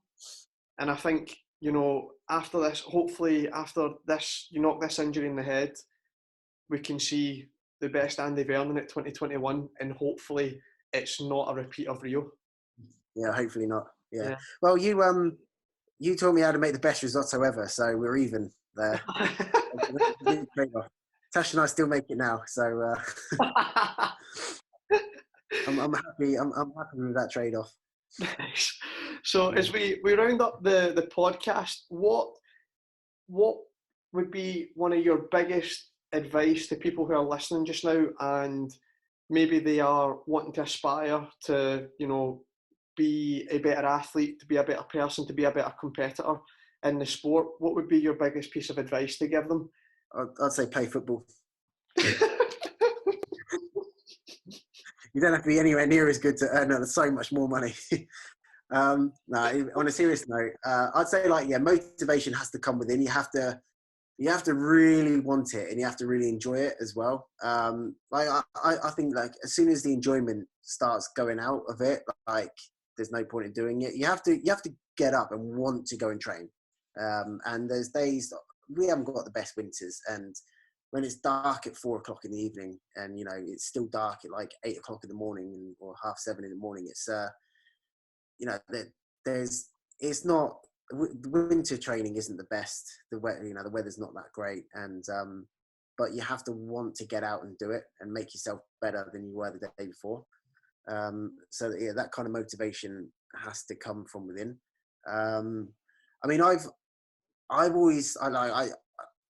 openly say I've always been motivated a lot by money as well, and I know that I can only perform to my best if I have the lifestyle to allow me to do that. So the minute I financially can't do that is the minute that I can't get the best out of myself. So there's kind of like, I'm very much an all or nothing kind of guy. I either put 100% effort into something or I don't really bother at all. And with athletics, it's like something I've put 100% of effort into. Mm-hmm. Yeah, I haven't got the personality to do something half-heartedly. If I do something, no matter what it is, mm-hmm. if I do something, I have to do it to the best of my ability. Yeah. You know, even if it's like cleaning the fridge, like I can't just wipe over the fridge. I have to get everything out and clean every shelf and, you know, like do it properly if I'm going to do it. Like if I don't do it properly, I don't do it at all. And yeah, that's how I treated athletics. I've, you know, not just the running, but the weights, the plyometrics, you know, the hurdles, the, like, you know, the walkovers, just all the strengthening and, you know, the physio side of things as well, the rehab, the cross training. You know, you've kind of got to reach this sort of level, you have to do it all. You have to leave no stone unturned. And yeah, the best way of doing that is by being full-time. Unfortunately, it's you can't, you know, like you're not going to get many physios see you at 6:30 in the morning or 7 o'clock in the evening. There's and you know, you need a massage at least once a week, really, to keep yourself going at a high level. And you need the time to do it. So if you've got a 9 to 5, you just can't get those little things in. If all you're doing is the running, it's not quite enough. You do need the other things as well to get the very, very best out of yourself. Yeah, that's you know, making sure. I like that. You know, you're giving an honest insight in what it takes to be at the level that you're at. You know, you're not sugarcoating it and saying, you know, anybody can get to this level if they just, you know, they run hard. It's like, no, there's got to be the running, the S&C, the, you know, the rehab, the physio, the massage. There's a team behind you helping you perform your best. And no, I like that honesty, you know, and if people, you know, can get to see physios that maybe are willing to see physios at 7, 8, you know, 9 o'clock at night, if, you know, it's a private physio and they can do that, great. But it just has, you know, it'll always come at a cost, because if you're working so many hours during the day, you've only got so much energy to give to your running. Yeah. Yeah. No.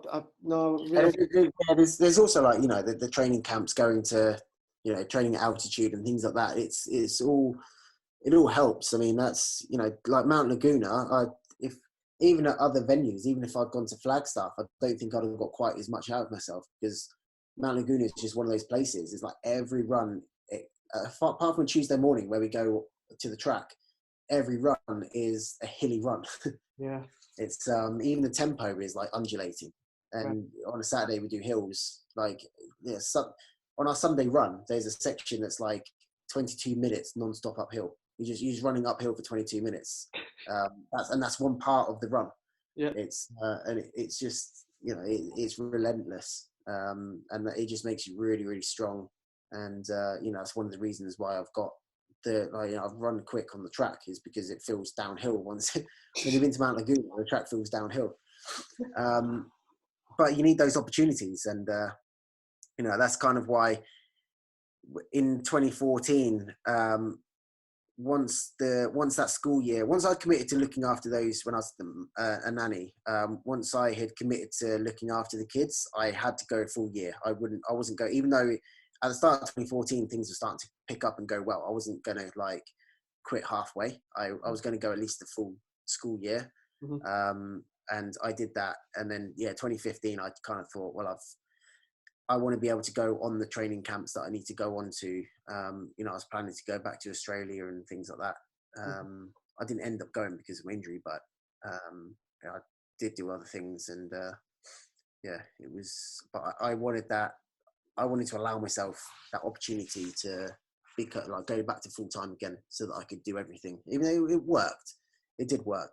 But there just wasn't quite the freedom. But I mean, it's a good job to do though. It's kind of going off another tangent though. So if you are an athlete and you want some part-time work, like that was a good. When I wasn't doing the bar work as well, because I didn't do that for the full year. But I picked the kids up at 3:15, so I was able to do all my like my running in the morning. See a physio if I needed to. I could even like have lunch and go and have a nap. I'd like wake up at 2:45 and just get changed, go and pick them up at 3:15. I'd have them until 7 o'clock, and then I'll do my run at 7, which wasn't ever too late. Yeah. And I had a nice girlfriend at the time that was cooking dinner, so I'd come back and have dinner on the table. She was so good, I made her my wife. That's very good. Tasha Vernon, folks. Yeah. But no, honestly, thank you so much for giving your time up for, myself and the listeners to, go through your career and understand that, basically, even as a professional, don't think just because you are a pro and you are an elite and you are putting on a GB vest, whatever it is, that even at the top level, that it's smooth sailing. You've had quite a rocky ride to the top, and I actually can't believe. I mean, I know you personally, and I'm quite baffled at how many, times you've fought through adversity in your career and still been able to run Olympic standards, world standards. I'm just like, how's that possible? With maybe 6 or 7, or you said months of broken training, and then coming out 6 weeks later, 4 weeks later, smashing a standard. It's that, if you can get, from, after this calf's finished, the injury, to Tokyo, you could be back to your best. Yeah, that would be the icing on the cake. And I'd like to, one thing I really wanted to do, and one of the reasons, apart from Tokyo, one of the reasons why, I've had a rough couple of years. My last 2 years has been pretty bad. Through one reason or another, but I've kind of kept on going because I don't want an injury to dictate my when I retire. Yeah. I want to be ready, and I just want to say, right, I'm tired. I'm ready now. It's my time to retire, and I kind of want to do it on my own terms. So this is the thing. I'm a stubborn bastard as well, and it's my stubbornness that keeps me going as well. And obviously, I want to go to the Olympics, but I also want to just I kind of want to prove to people, because I haven't really raced well for a while now, and I want to prove to myself, but that I'm not spent yet. I'm not finished, and it's just literally bad luck and injuries that have kept me bad. And I was running races back in 2019 with really bad hamstring problem, that tendinopathy came back again, and I was running a lot of races pretty much on one leg, and it's it's not the fact that I'm just not good anymore. It's just bad luck and injuries, and so I kind of I want to go out on a high as well, and I just kind of need to prove to myself that I'm not rubbish anymore. Honestly, I haven't turned from a good runner to a not so good runner.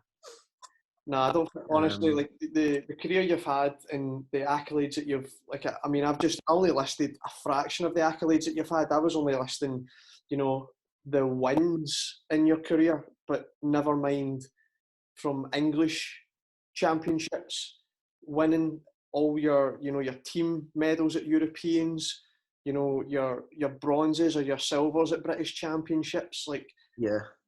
you're a very, very, Yeah, there's like because there's even there's like half marathon championships and there's lots of distances that I've actually been. I think I've won a British, like I literally I think like in the endurance events, if you don't count 800 meters, I think marathon's the only British title that I'm missing. Yeah. Yeah. London 2021. Watch out. I don't think I was ever going to win an 800 meter title, but 1500 meters was pushing it even. But yeah. But the next thing I've got is just a wee quick question round, just to finish off the podcast and round it up. So I'm going to ask you some questions, and you're just going to fire your answer as quick as you can. Yep. You ready to go? Yep. So, favourite food? Lasagna. Nah, pizza. Sorry, pizza. Nah, it is pizza. Lasagna is the favourite food that I can actually eat. Pizza's the overall favourite food, but I can't eat it that much. Yeah. Favourite running shoe? I like the Cloud Flow. I really like the new now. They've just brought out a new flat, the Cloud Flash, and I love that shoe actually. So I'd say Cloud Flash is a training shoe. Cloud Flow is a running shoe. Nice. Favourite TV series? I enjoyed Suits a lot. That's a difficult one because there's so many. I really like Breaking Bad. I really like Suits, and I really like Prison Break as well. And that was on back in the day. You also watched that? Is it Spartacus? You watched that? Oh yeah, Spartacus is good. Yeah. Yeah. Your favourite cup of tea brand? Oh, that's another difficult one. PG Tips. PG Tips. I'm gonna say. Favourite place you've ever run? If it's race, it's probably Peyton Jordan, I reckon, as a place to race. Mount Laguna. I think it's as a place to train. I'd say Mount Laguna. Mount Laguna. Yeah, I'm going to say Mount Laguna. Do you think you'll go to Mount Laguna to prepare for Tokyo? I don't know. So it's not that good for marathon running because there's literally no flat. So with marathon running, you need like long stretches of flat roads. Even the road up there is like 15 miles uphill, and then we're at the peak, and then it's like 15 miles down the other side. So yeah, for marathon prep, it's not that good. It's good for you need like 5K and 10K. It's perfect for, but because you go on the track a lot, and the tempo loop is 6 miles long, 6.5 miles long, and there's hills, so that's kind of all you need. But with the marathon stuff, you need like 20-mile long runs and like fast paced runs. Yeah. Favourite book? I don't read. Split shots or half tights? In the winter, I only wear half tights like throughout the whole winter. Once the weather gets past a certain temperature, and it's muddy, I never go into split shorts. But then when the summer starts, I'll wear the split shorts again. So I'll just have to say both. Winter's half tights, summer split shorts. That's the way it is. I'm sorry, I have to go with both. Favourite athlete? Sean Fontana, of course. Favourite athlete? I'll be honest with you, I don't really have a boxing, tennis. Oh right, we're going. Yeah. I like Lewis Hamilton. Yeah. Yeah, I like Lewis Hamilton. Yeah, I'm a huge Formula One fan, and yeah, he's my man. Yeah, good man. Well, that is all the questions I have for you tonight, Vernon, and thank you very much again. Sorry, I've had you on the podcast for quite a long time tonight. Yeah, I hope people are actually going to listen to this. They're going to look at it and go like 2.5 hours long. Is that what it is? It is actually about 2.5. Yeah, nearly 2 hours 20 minutes. Yeah, long. Aye. So you've now done the longest podcast on the Sean Fontana podcast show. You're breaking barriers. That's what I'm about, setting records. That's it. But no, honestly, it's been even today, chatting to you, it has been a journey, and I think that a lot of people are going to maybe rethink their,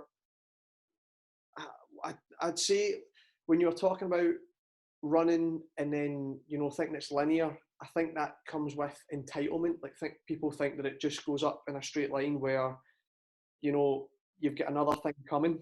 And I think that your story has allowed people, I think, to open their eyes and be like, holy shit, even the guys at the top that are racing the best in the world don't have it smooth sailing, because people, you know, that maybe aren't full-time are complaining because they aren't full-time, that they aren't they're getting injured and all. And it's like, you know, people even at the top with all the treatment are still getting injured, and still they've got the downs and the ups. You can't take, you got to take the rough with the smooth.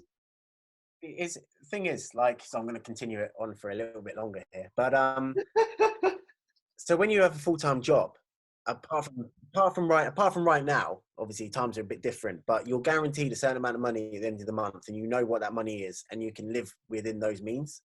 But what I do, I'm never guaranteed money. Apart from that, I've got a bit of money on my contract, my own contract right now. It's not a lot at all. I have to race and earn like other incomes. But it's like, because I never know when my next paycheck is coming, and it can be literally like one day I could be lining up to, I've got a series of races and I could earn X amount of money. The next day I'm injured and I can't do any of them, and that's it. Like, that's a load of money just gone like that. Mm-hmm. And it's like, imagine going to work for 3 months and then not getting paid at the end of it. Like, that's kind of what it's like. Like, I'm working no matter what, but I'm never guaranteed that money. Yeah. Because I'm only ever one injury away from not being able to start a race. And then there's the other thing of, like, with prize money, is I have to actually win the prize money. I have to beat the other people. Yeah. Like, it's not just on me, it's on how other people do. So again, like, I could have a bad day, or someone else could have a great day, and half my prize money, or, you know, you could go from potentially being able to earn $4,000 to only earning 500 quid. Yeah. It's difficult, and that puts different challenges on it itself. So I'll say, like, if you can do it with something else, like right now, I've actually got like, I do online coaching as well. Nice. And you know, I coach a few other people, and that kind of gives me a bit of bread and butter. Yeah. And I had to start it because in 2017 I had something like that. I had a load of races lined up with a lot of there was a lot of bonuses involved with the start fees and everything like that. It was the potential for a lot of money, and I got injured and I couldn't do any of them, and so I lost, like, a lot of money. Yeah. And I kind of thought, I can't keep on living like this. I can't think, like, 1 minute I've got this money coming in, or I've got the potential to earn that money, and the next minute I can't. So I had to get something else that was a bit more stable, that I can take anywhere. So like this, I can, you know, whether I race or go abroad, I can still do it. You know, I can still talk to the people that I coach, and I can, you know, still send them out their programs and things like that. So it works quite well for me. And have you got a website that people can visit to see the coaching? Yeah, it's improveyourrunning.co.uk. Yeah, I'll put the link in. Yeah, all the information that's on there. Sorry, I wasn't trying to plug that then, but no, it's it is. Yeah, it's just something that keeps me going, and it's kind of like, that is like pretty much a guaranteed income for me. Yeah, I don't make loads of money out of it, but it's, you know, it's pocket money coming in that helps me, and it just takes that little bit of stress off. If I am injured, I've still got something coming in every month. So it's yeah. No, brilliant. I'll put that in the description below, so that people can go on there and inquire and ask about your programming and your coaching. That's, you know, again, it's you giving your knowledge back to people who, you know, may be struggling. Like, back when I was struggling to perform well, I had you to help guide me towards, you know, 29.16 for 10k, my second ever 10k at the British Championships, and I finished 5th. I was like, now I'd give my left nutsack to finish 5th at a British Championship. You know? I think I would as well. So, you know, it's something that, as athletes, that we do, like, to get that little bit of steady income, but also to to give a piece of our knowledge that's helped us through the years. We're giving it back to help people who are wanting to come on board. So no, it's a good thing that you're doing. You know, it's a really good thing that you're doing to give back and share your knowledge. Yeah. Yeah, it helps me and it keeps me going as well. And so I'm very grateful for the people that, you know, like literally everyone stayed with me through this time as well, which is like I really appreciate, because it'd be quite easy for everyone to just say like, there's no races for like 6 months, so I'm going to stop. But everyone's kind of stuck by me and carried on training, which is good. Yeah. Excellent. But no, again, thank you so much for your time. And all right, mate. Thanks for having me on. Yeah, that's it. And I guess all of us who are listening will be wishing Vernon all the best for Tokyo 2021, and hopefully he doesn't lose his bags and he's a less stressful Olympic. Taking the biggest hand luggage bag with me ever. Brilliant. But again, thank you so much, mate, for your time. It's been an absolute pleasure. Yeah, no, you're welcome, mate. Yeah, thanks for having me on.